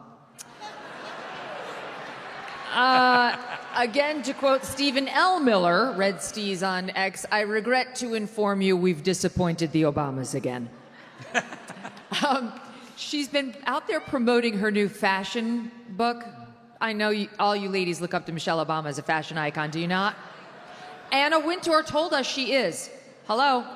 She was on the cover of Vogue 4 times. Melania Trump, 0. Okay, not as first lady anyway. When she was an actual supermodel and married Trump, they gave her one. In any event, so Michelle Obama's been doing a book tour to promote her fashion book. And the latest, she's been making all sorts of news for the wrong reasons. And the latest bit that she offered was how tough it was to be First Lady because of the hair, makeup, and wardrobe team she had to deal with. Here's just a little sampling of what she's been saying. The job of First Lady is an interesting job, non-job. You know, it doesn't come with a real salary or a job description. No one technically elected the first spouse, I'll say. We've only had first ladies. You're supposed to be aspirational, but representational, reachable, approachable. You know, you're supposed to be feminine, but not too sexy. Barack wears the same suit, changes his tie, buttons up. You know, his decision, or a man's decision, is, do I go with a striped shirt or a plain white shirt? Yes. Do I go with a red tie or blue tie? If the day is long and there are a lot of events, which was always a challenge for me with Barack, if we'd go from Air Force One to a hike to a fundraiser, what do I wear? Hold on. Stand by. There's another one. SOT 3. Stand by. I was accused of being angry. That it was shocking to me. Well, I didn't really have that choice as First Lady. Of course, right? Every day, every time I was up, as we called it, you know, I was up for the public. And the days were long. So, as you mentioned, to save time. Yes. You know, I know having a glam team, a trifecta, it feels like a luxury, but it was a time necessity. There's absolutely no way that I would be able to do my hair and makeup and have clothes ready that fit, you know, because rare is the woman that can live off the rack. Right? No one can live off the rack. I'm sorry, but you have to subject yourself to the burdens of a hair, makeup, and wardrobe team. By the way, how rich have they become since they left office? I mean, this is the deal, Hundreds right? of millions. They serve their country on a not insignificant sum of money. I think it's about $400,000 a year, the president gets. And they live in unparalleled luxury the entire time they're in office. And when they leave, they make hundreds of millions, if not billions, of dollars. Has anyone got a tiny violin for me that I can start playing here? Yes. And ridiculous! Not for nothing, but did you see that hideous outfit she was wearing? I'm sorry. That's what having too much money does for you. I've just never met somebody so ungrateful in all my life. And what did she start it off with? People said I was hateful. Because you are. She can't stand America. She definitely can't stand Barack. And I don't think she likes herself very much either. So she's been doing this nonstop tour, and I just think there's a strain. She's woke, he's woke. Yeah. There's a strain in the woke that leads you to be absolutely miserable, which is why they too should be praying for woke to die. And it's why I know this audience is not woke, because you seem so happy. Yes. Look. Totally Genuinely joyful. happy people. Or it may be, having come from England recently where it was pouring with rain and freezing cold, as it is for about 8 months of the year, it may just be because of the weather. Yeah, go It may Miami. be. The Florida weather. Enjoy it while you're here. I will. Thank you, Piers Morgan. My pleasure. Love you so much. Kim Kardashian is in the news. Forgive me, I try not to ever say her name, but she's in the news because she came out on the show with an admission that she has a brain aneurysm. And it's a sympathy ploy, like, oh my God, I have a brain aneurysm, something's gonna happen to me, and I'm so worried. Well, it turns out they taped this episode long before it actually hit air. And from the time she tried to get everybody worked up on her new victimhood status, because we know this is such a currency, she showed up in New York City for the launch of her Skims partnership with Nike. She went to that fashion show overseas where she had pantyhose all over her face. She's been on virtually every red carpet known to man. She's been doing talk shows. She's been doing comedy shows. There's really no stopping her from her public appearances. And as it turns out, the brain aneurysm is like some teeny tiny little vein thing that virtually everybody has, and it's really not a big deal. It just needs to be monitored from time to time. She just played it up because she, like so many of these celebrities, wants to lean into victimhood status. So your thoughts on whether we should be moved by Kim's story? I almost had a brain aneurysm watching when she was selling the Merkins last week, when she was selling those fake Bush panties. I'm like, oh, I'm too gay with the for fur? this. Like yes, that, with yeah. the fur. Yeah. I will say she did have like a red curly one for little orphan Annie. I thought that was generous. She had a red one for Lindsay Lohan. I thought that was nice. But yeah, no, Kim Kardashian. I mean, I have to say, having grown up in the 70s, I don't remember it ever going that far. I said Bush is back in office, honey, with that.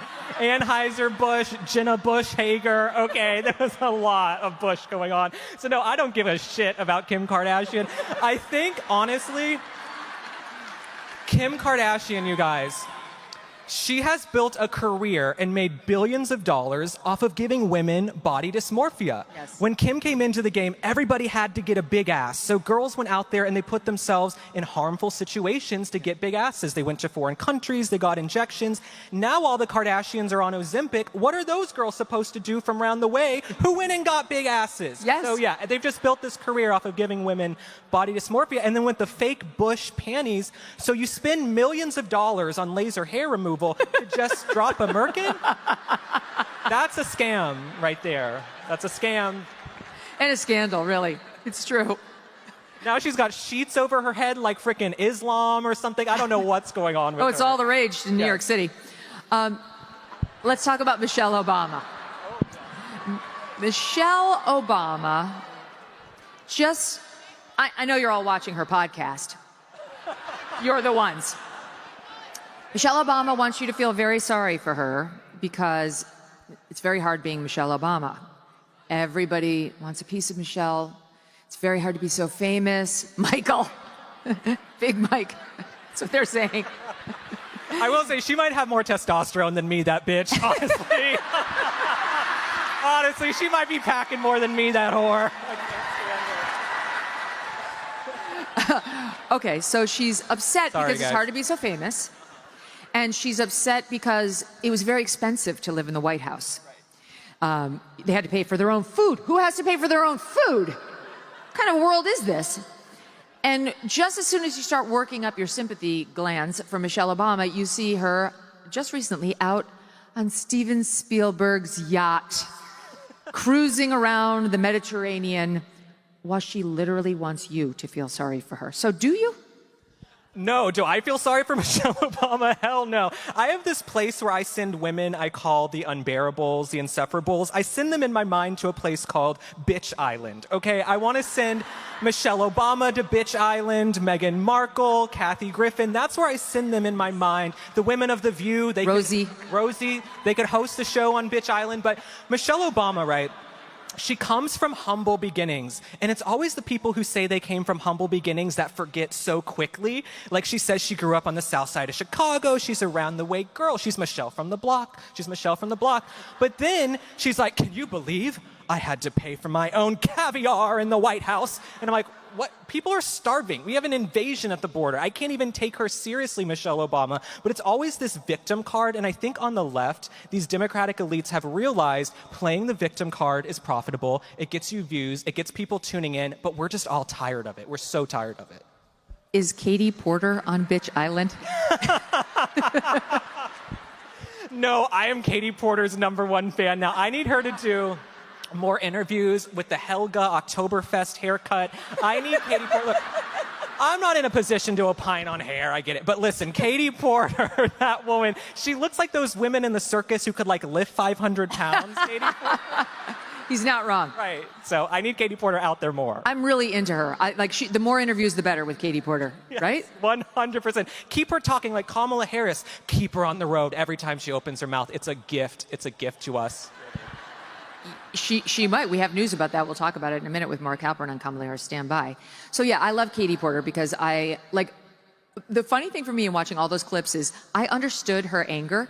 Like when the staffer got in the back of the shot, you know, it was like, get out of the fucking shot. It was like, the person was in the shot. I would have been like, Abby, get out of there. But I would have said it lovingly, you know, harshly but lovingly. There's a way.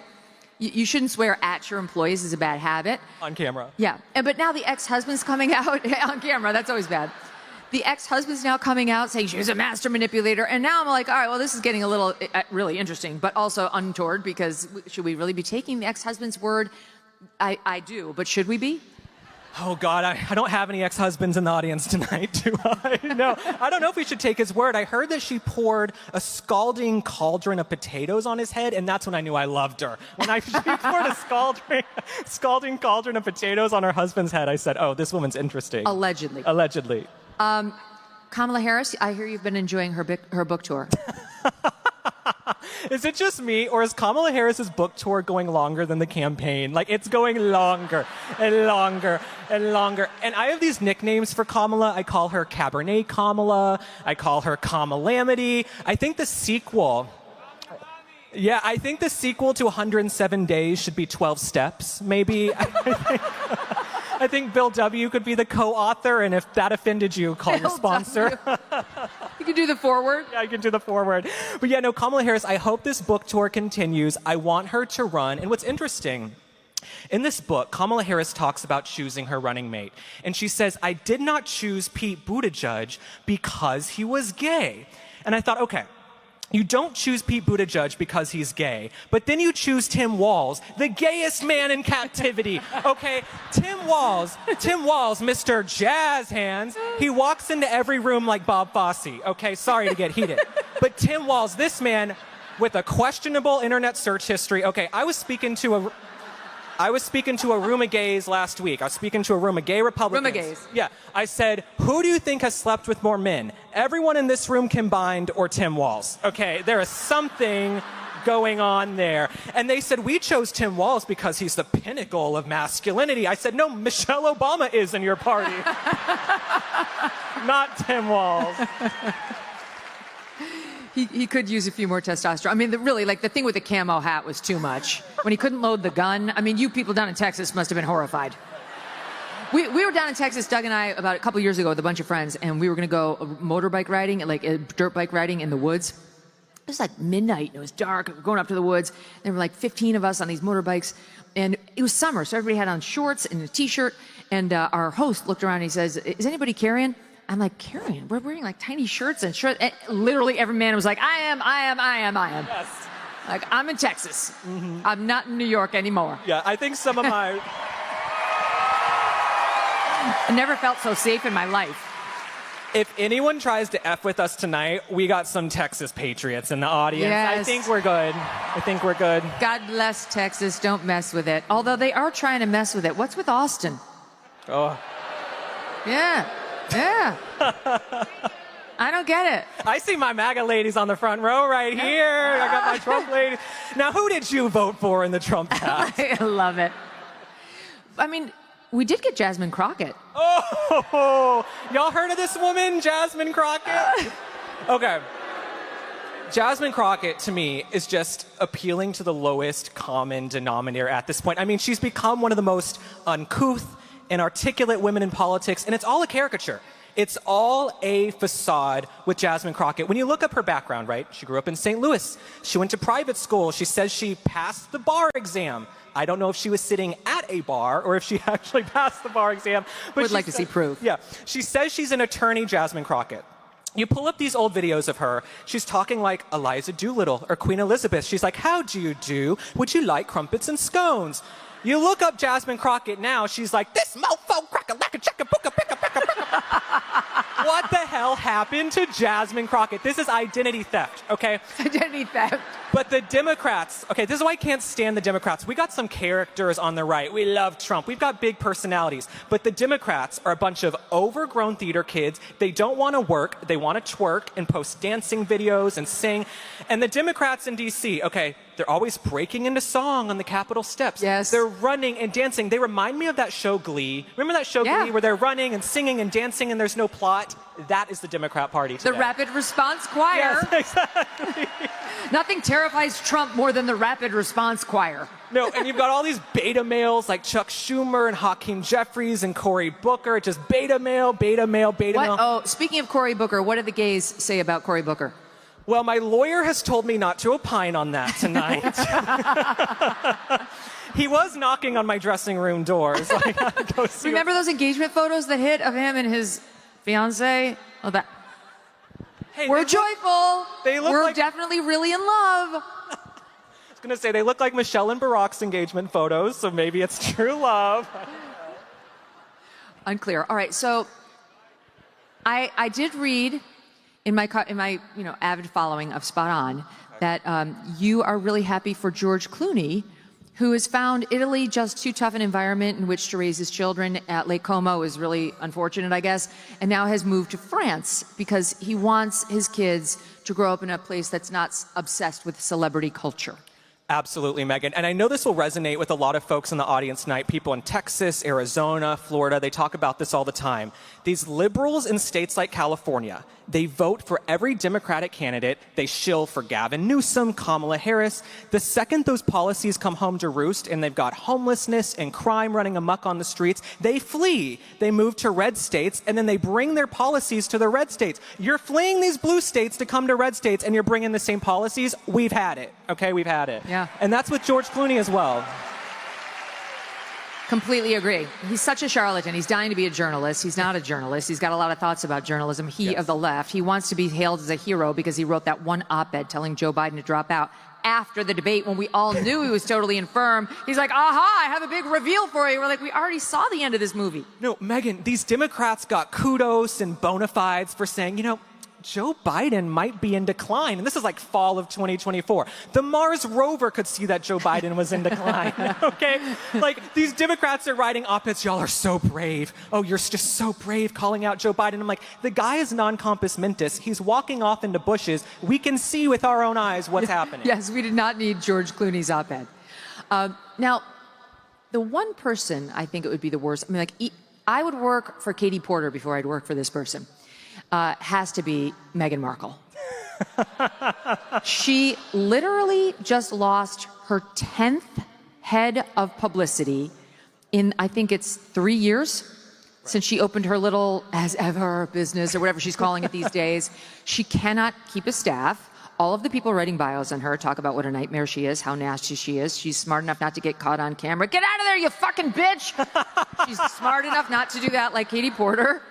But she's apparently even meaner than her because she cannot keep anyone in her employ, and she continues to try to mislead us into believing she's got this Netflix series deal, even though season 2 was a fake. It was just an extension of season 1 that she tried to spin as a second season.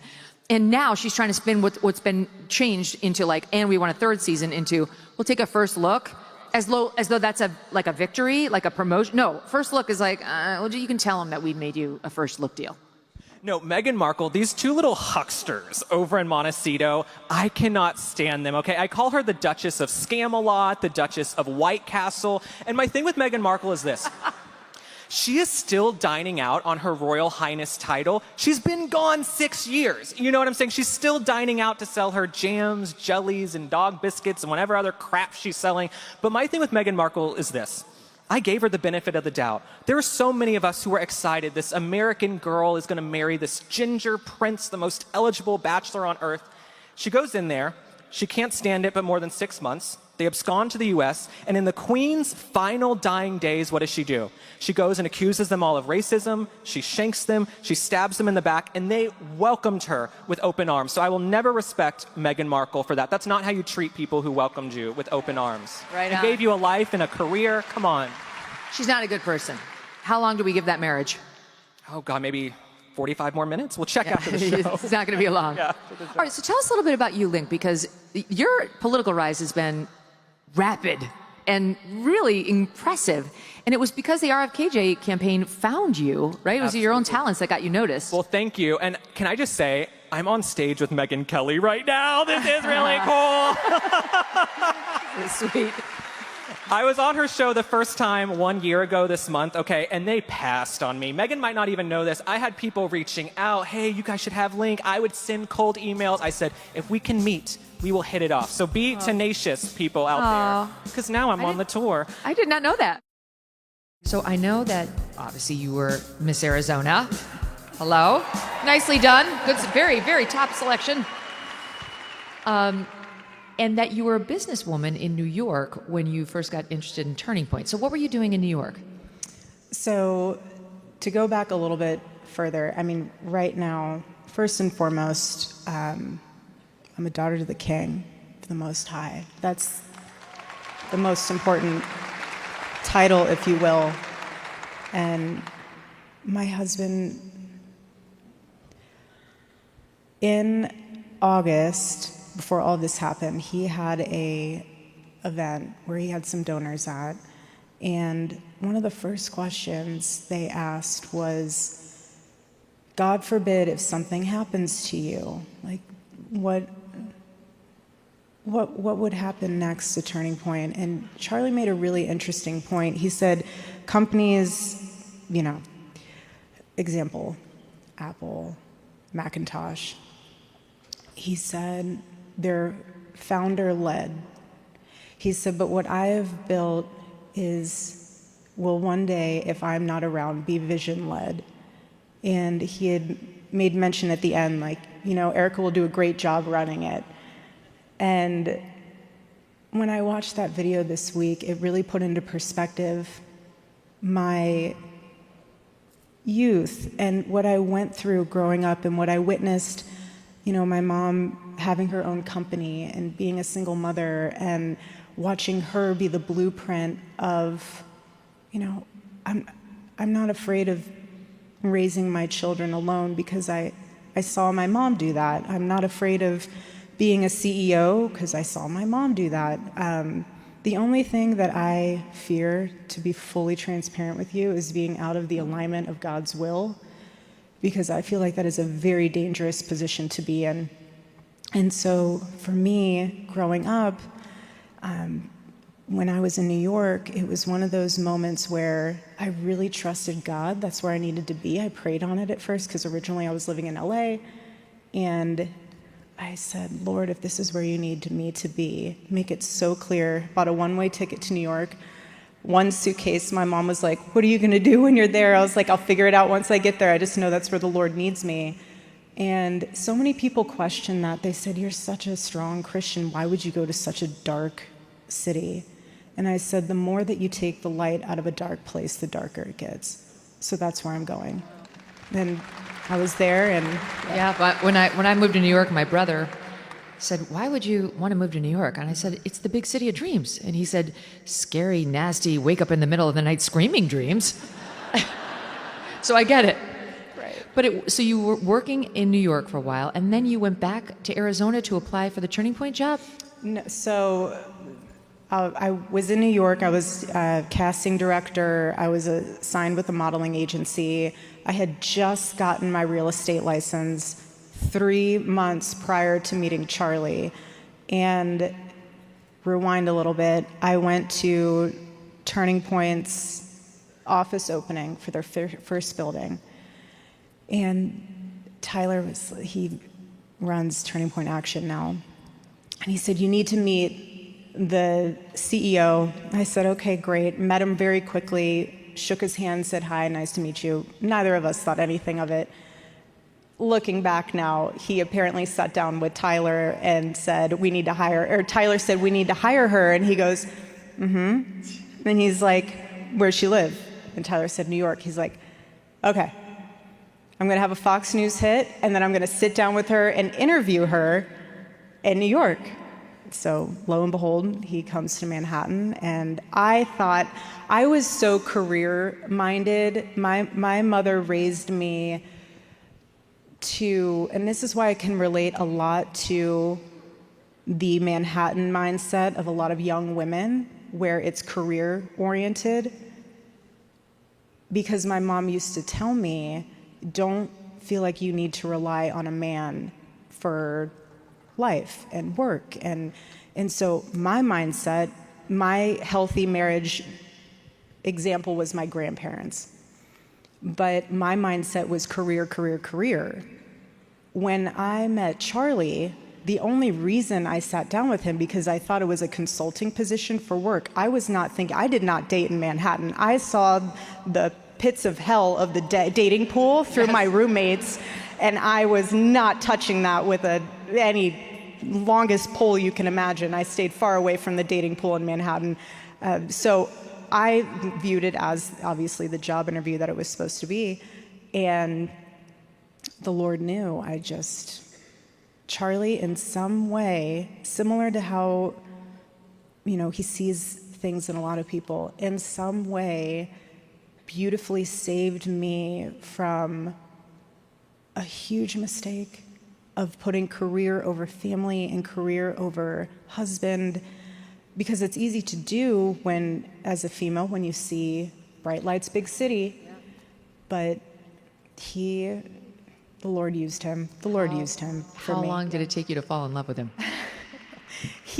That's the funny thing is it's so interesting because when we were sitting there, I fell in love with how brilliant he was to be able to articulate what he believed in. And when he said, I'm not going to hire you, I'm going to date you, I knew that was the Lord, because there were so many times where I said, my future husband that's out there, it will be, the only reason why I look up is because the Lord says to look up, and that was something to look up to when someone's like, I'm going to date you. And so but honestly, it was the constant consistency of, I'm here for you. The little texts in the morning, and then it just continued to grow in a beautiful way. So yes, love at first sight, yes, obviously, but my mindset wasn't there. His was. Yeah. So you think of it, you're in an interview, you have to totally do a 180 of a mindset.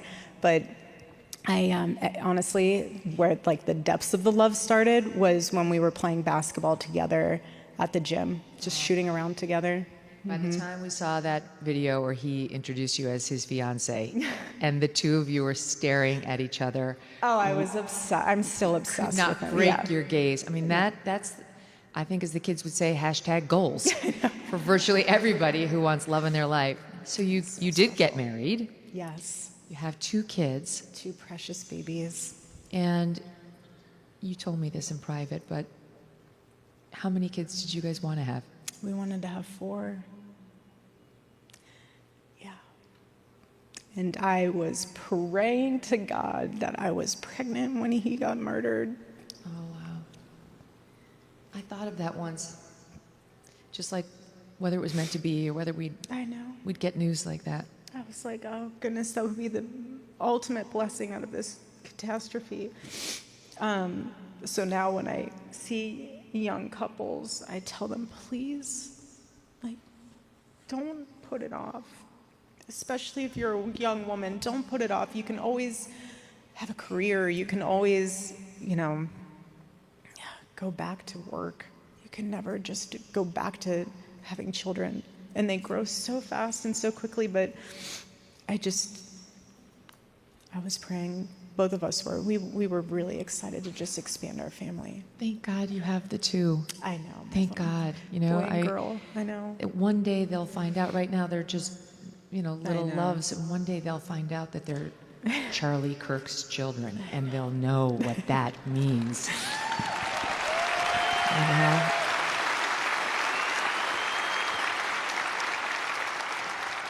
So I wanted to ask you, Erika, because you are so faithful, whether you had any premonition that something was going to happen to Charlie. Because I really do see you as connected, more so than the rest of us, to God. And I just wondered, did you have any sort of a feeling?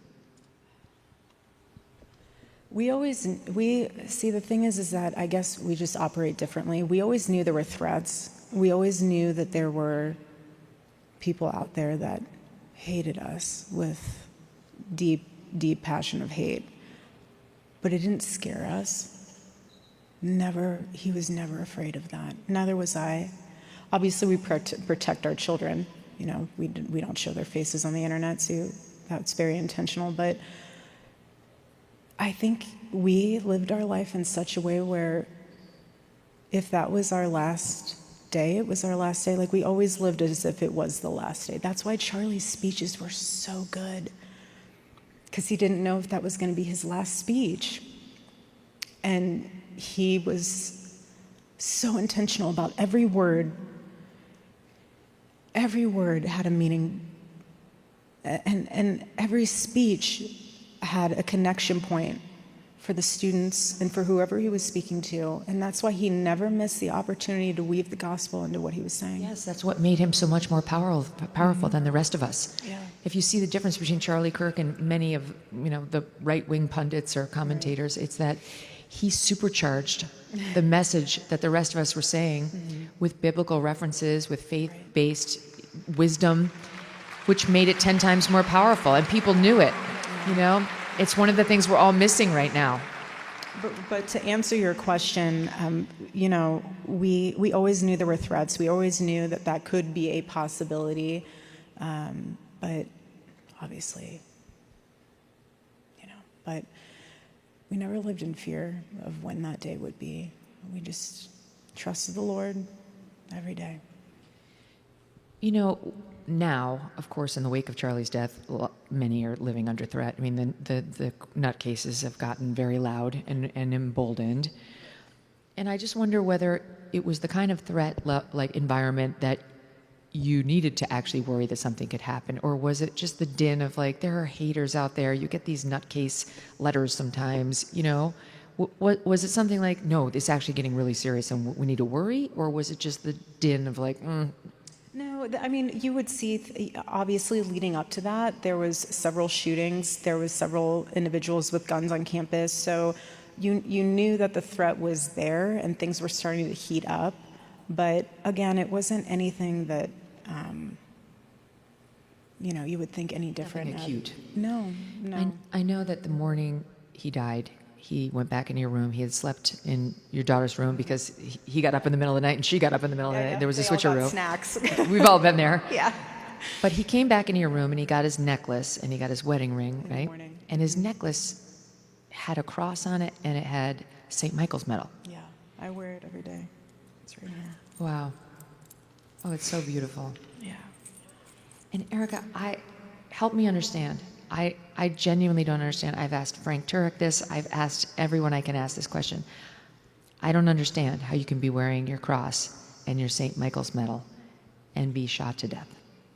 I feel, as Charlie felt, that's armor. Mm-hmm. We wear that to protect us, and we believe God will protect us. How have you squared that?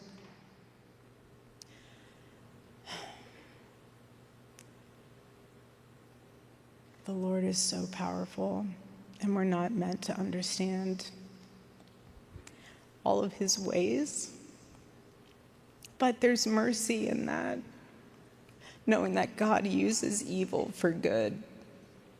I don't know what exactly that is, but I do know that the Lord will use it, and if that means revival,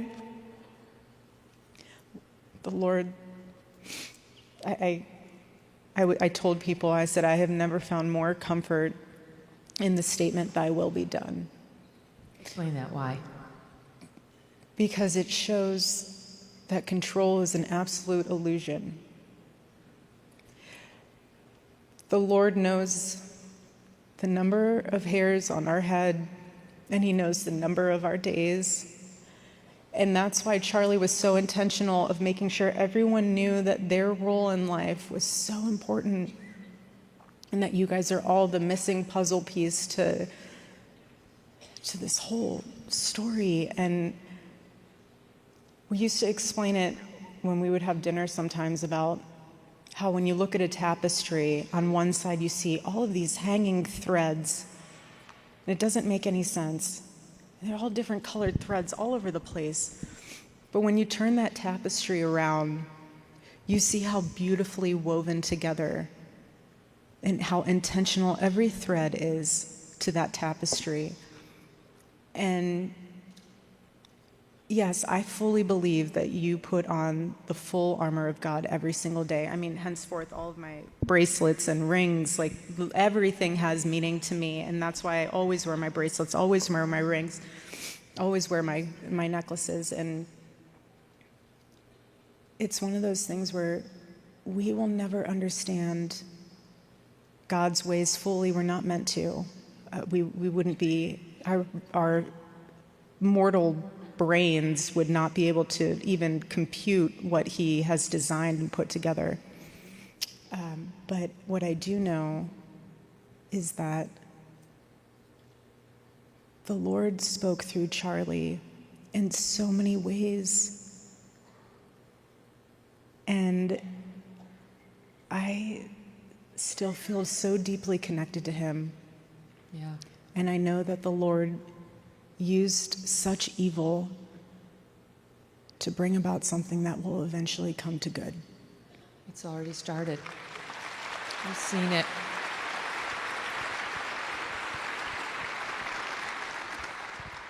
I am a big believer in signs. You know, I think when you lose somebody, if you ask for a sign, do you guys believe in signs? Have you gotten any from him? You know, it's so interesting. When we first started dating, this is personal, but I share it only because maybe it'll be a sign for you to know that Charlie's with you in something. When we first started dating, we were walking to dinner one night, and this happened a lot. The lights would start to flicker.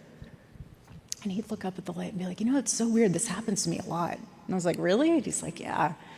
So our whole dating and whole marriage, anytime we'd be in a room and a light started to flicker, he would just look at me and wink. It was like our little thing.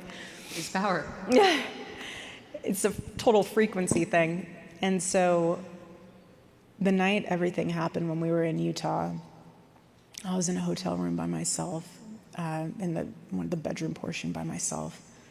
And the bathroom light was on, and it just was a strobe light all night, and I was like, part of me couldn't sleep because it was a strobe light. The other part of me couldn't sleep because of how just my world has just crumbled, and the other part of me couldn't sleep because I was like, baby, I feel you. I know you're here. Mm-hmm. So that was, some signs. But another sign, too, is just my daughter, just saying little things, and like, I'm okay. I see you. Is she starting to get it?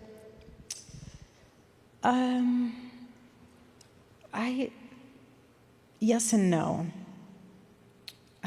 We talk about heaven.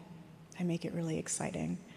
I tell her, Daddy had so much fun today. Everyone who has written letters and sent gifts to my children, thank you. I tell her, my son, he's only 1.5 years, but I tell both of them, Daddy is telling all of his friends to send you gifts and letters, and Daddy is orchestrating from heaven to make sure that you always feel so loved. And the other day she was like, tell me about Daddy's day in heaven. So we talk about that at night. And then sometimes I'll say, well, tell me what you think he did in heaven today. And I just try to make it exciting, because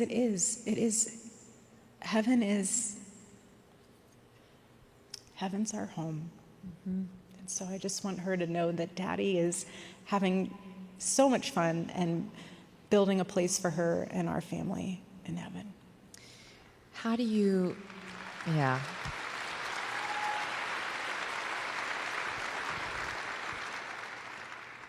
I know that you haven't watched the video, and you shouldn't watch the video, and you don't Never watch that video. and you don't want the I kids to pray watch the never video. happen. Yeah. To see that video.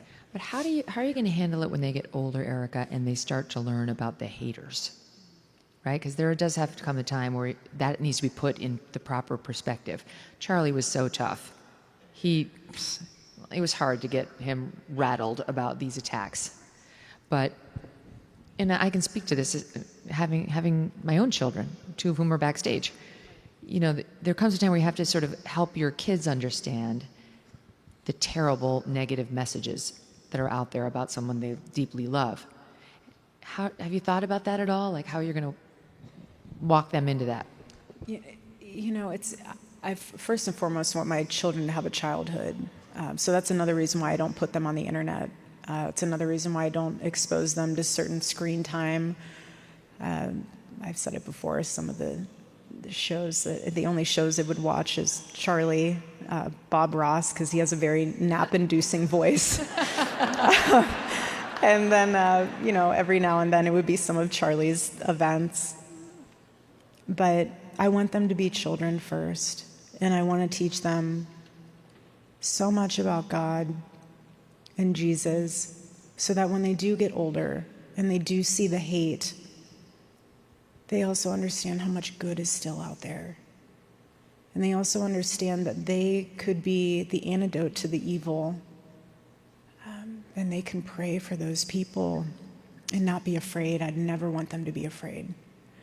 But I want them to also see that that evil is because they or their parents or their loved ones is actually doing something to make a difference.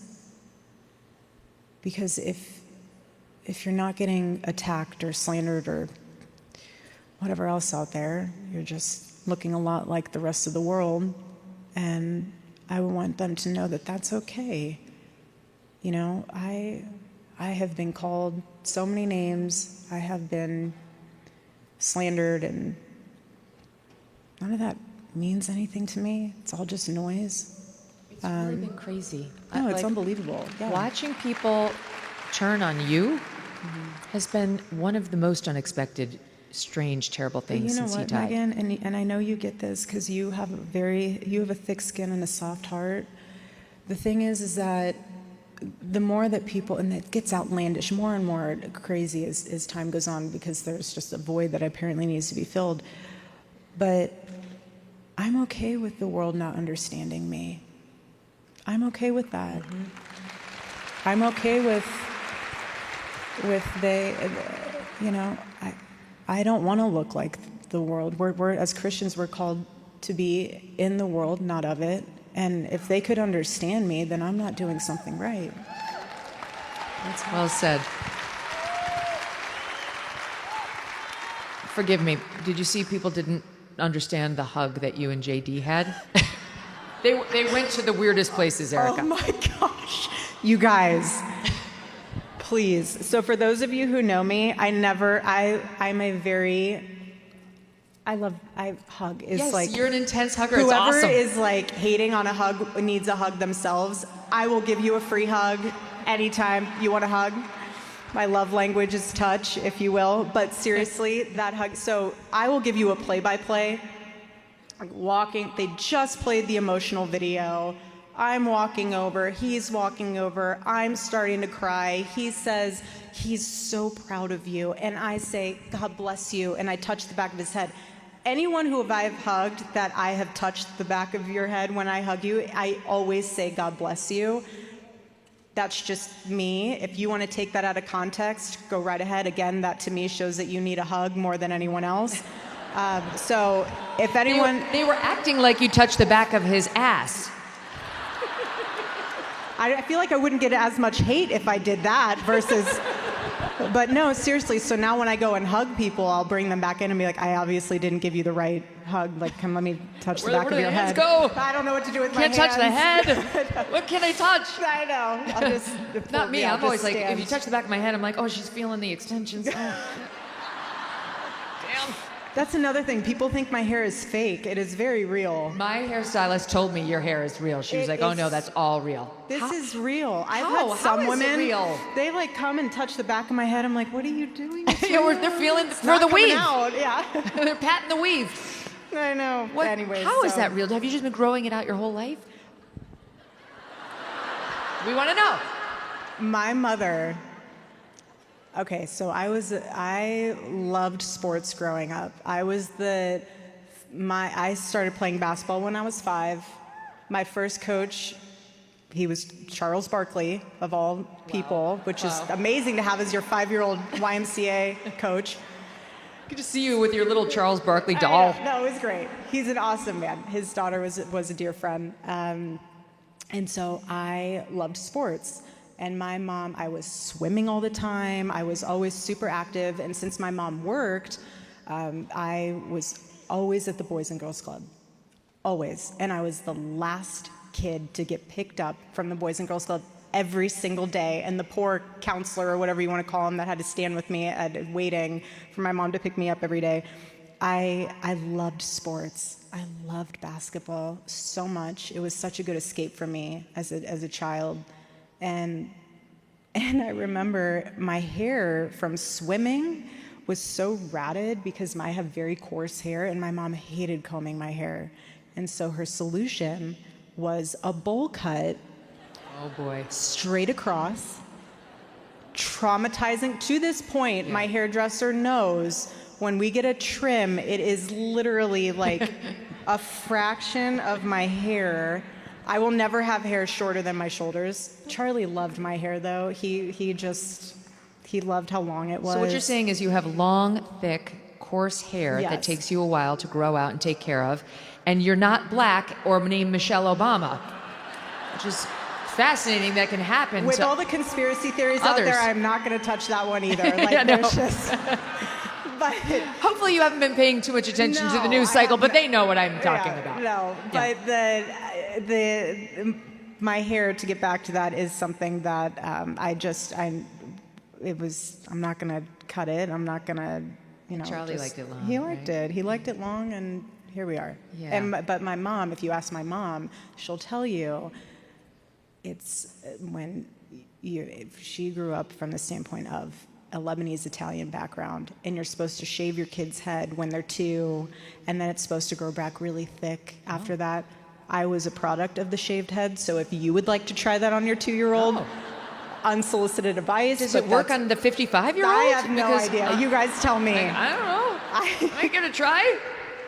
You raised the issue of If the you girls. see us shaved head by December, you know why. Oh, yeah.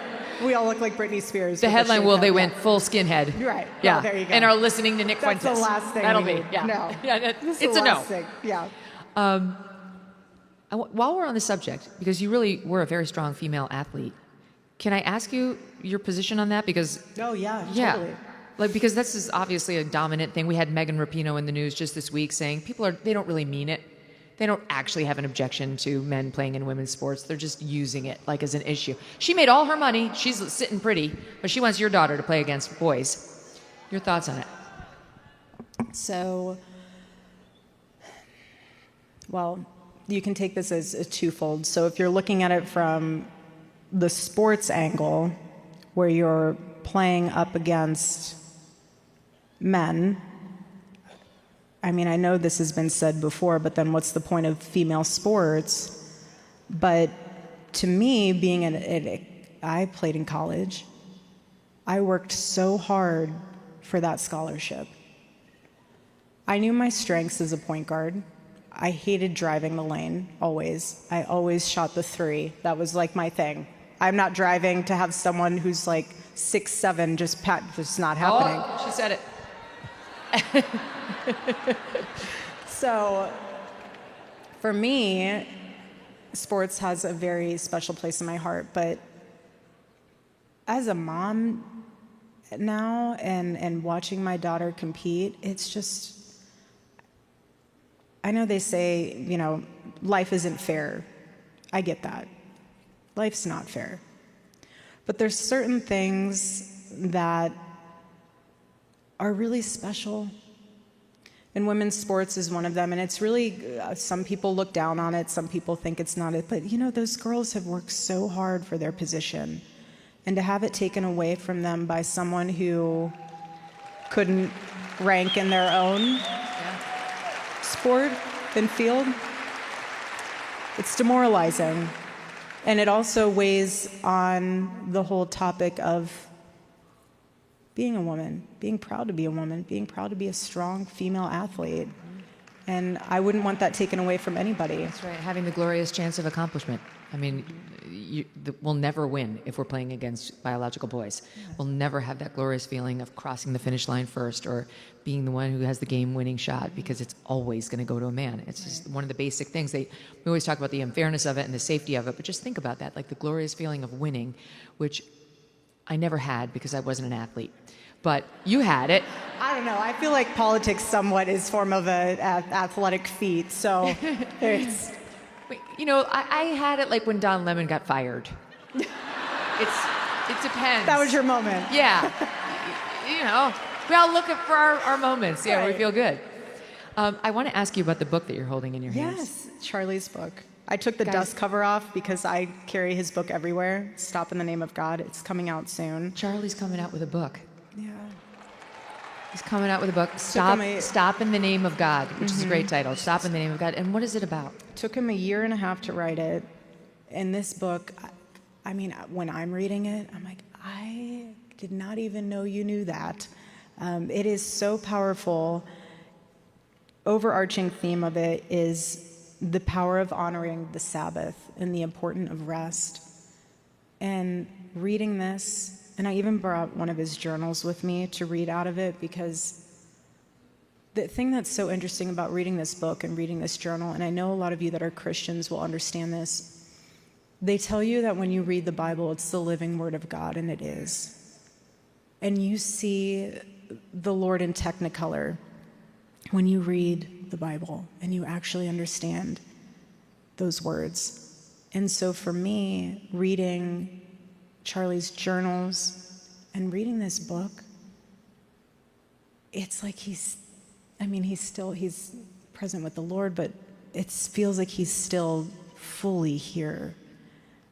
And that's what's so powerful about this book. And I watched him as a wife completely transform into he was already amazing and incredible, but it totally elevated him when he was honoring the Sabbath and when he really took that seriously, that time to rest seriously. And I just can't help but think, like, everything, and to go to your point of signs, I don't think anything is by coincidence, but to have this be his last book and to him totally master what it means to rest with the Lord, it's all full circle now, because it's the ultimate Sabbath where he is right now in heaven. When did you get to read it?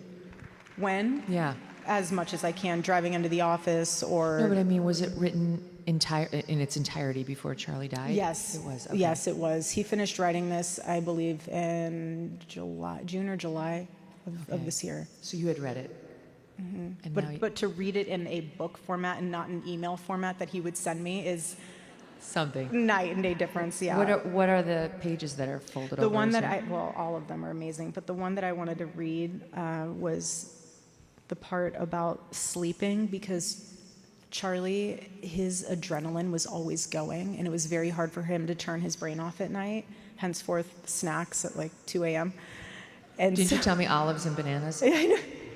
Not together, but you know. But he was like even snacking in a healthy manner. It's almonds, amazing. Yeah. Also, we do have to discuss the fact that you said he only had mint chocolate chip ice cream once a year. Twice. His birthday and 4th of July and his birthday, right? And no ice cream any other day? His self-control and self-discipline was phenomenal. And to the point, too, where when I was pregnant, 70% of the reason why no one saw me when I was pregnant was because of this situation.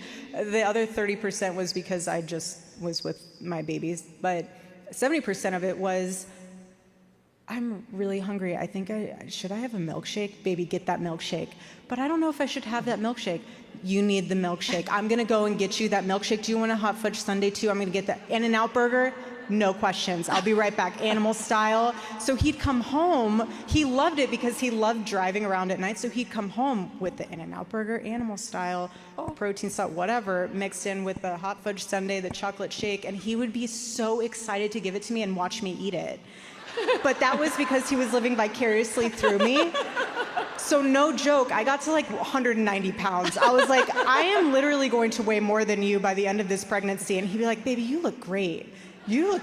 Don't worry about that. That's just baby weight. Granted, it does go away. It takes a lot of work. He's sitting there eating his olives? No, he's just watching me. And I'm like, Oh my gosh. I will enjoy this hot fudge sundae while you wish that you could have. But he was so self-disciplined and he was so good about eating. Biohacking was his love language of being healthy, eating clean. He could not operate on fast food the way that he was in general. Like, that's why he never drank. That's why it wasn't from, a motive of I'm better than whoever. It was from the motive of I need to operate as if I'm going to war every single day, and I can't operate on this type of food. It's amazing. So. And speaking of the sleep, that's very... No, right. So the sleep was important because I was like, he loved his sleep, and something that I was very intentional about is when he came home, I would always let him sleep in, always, on the weekends. I would take the kids, go for a walk, whatever it took, and I would want him to wake up when it was time to wake up because I knew how important rest was for him.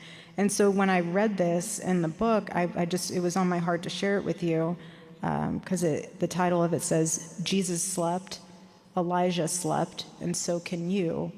And he said, so start tonight, close the laptop, power down the phone, let the dishes wait, pull the shades, dim the lights, and give your body permission to do what it was created to do, to rest. Let your bed become an altar of trust as your head touches the pillow and whisper to God, I release it all to you. You don't need to check one more email. You don't need to prove anything. You don't need to carry the weight of the world. It already has a savior, and it's not you. Sleep is not a distraction from your purpose. It is part of your purpose. It is a sacred rhythm that restores your mind, heals your body, and quiets your soul.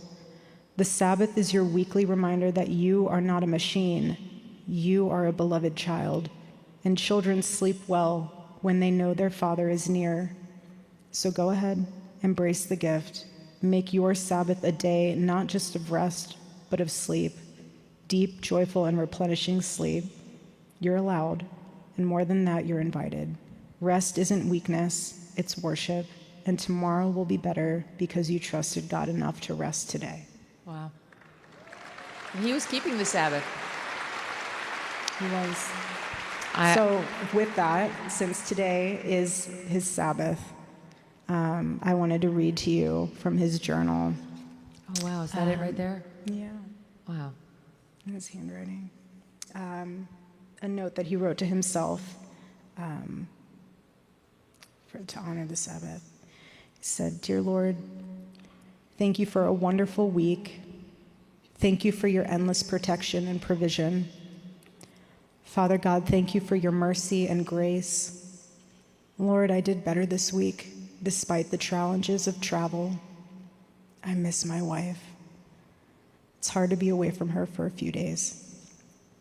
Thank you for giving us a roadmap of what it means to be obedient and put Christ first. Lord, I have realized the following. The battle against the mind is Satan's playground. He dwells and prowls to destroy. The more in alignment we walk in your command and teachings, the more joy and blessing we experience. Lord, thank you for showing us the way, the truth, and the life. Thank you for blessing our organization. I pray for resolution amongst the divides that Satan is attempting. Lord, we pray for blessing for the people who feel they have been wronged. Father God, we ask for your guidance, wisdom, and direction. your comfort and your healing.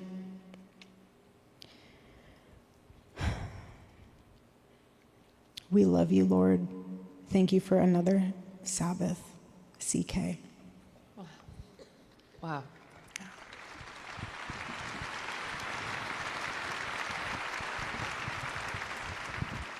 Erika, I know you touched on it earlier, but one of the reactions I have to hearing that is like, I get angry. How can that man have been taken? How he was all goodness. The left who are bastardizing his memory have no idea what they're talking about. Charlie was all goodness. I know we can't understand God's plan, but have you had bouts of anger? You know, I think about what the kids are going to miss, what you got gypped out of, what poor Charlie now is going to miss, and I feel angry. Sadness, of course, obviously, but yes, against the accused shooter, but just, I know you don't ever feel angry against God, but I kind of do. I mean, I understand. How do you make sense of that? And do you have any anger when you think about it? Not towards the Lord, but in general. The enemy would love for me to be angry. He would love it. He would love it. Because it would distract me from building what Charlie entrusted to me, raising our babies, turning point, being there for the team, being there for what the future holds. And if I had any amount of anger in my heart and spirit, the Lord would not be able to use me. And every single day, just how Charlie did, stood on stage, he would say, "Here I am, Lord, use me." And if I had that anger in my heart, that foothold from the enemy, he wouldn't be able to. I know at Charlie's memorial, right across the way here, there was that extraordinary moment where you forgave his accused killer. And I looked and I said, that's the most powerful, strongest thing I've ever seen anybody do in my life. And then somebody helped me understand, because I thought I could never do it. I could never do it. And somebody said to me, forgiveness is an action, not an emotion. And I was like, okay, that's getting me closer to feeling like I could do it. If I don't actually have to feel loving in my heart toward the person. But I wonder, like, how do you, like, if you could say something to him, if you say something to his parents, like, what would it be? Would it be anger? Would it be sympathy? What would it be? That's a good question. It wouldn't be sympathy. It wouldn't be anger.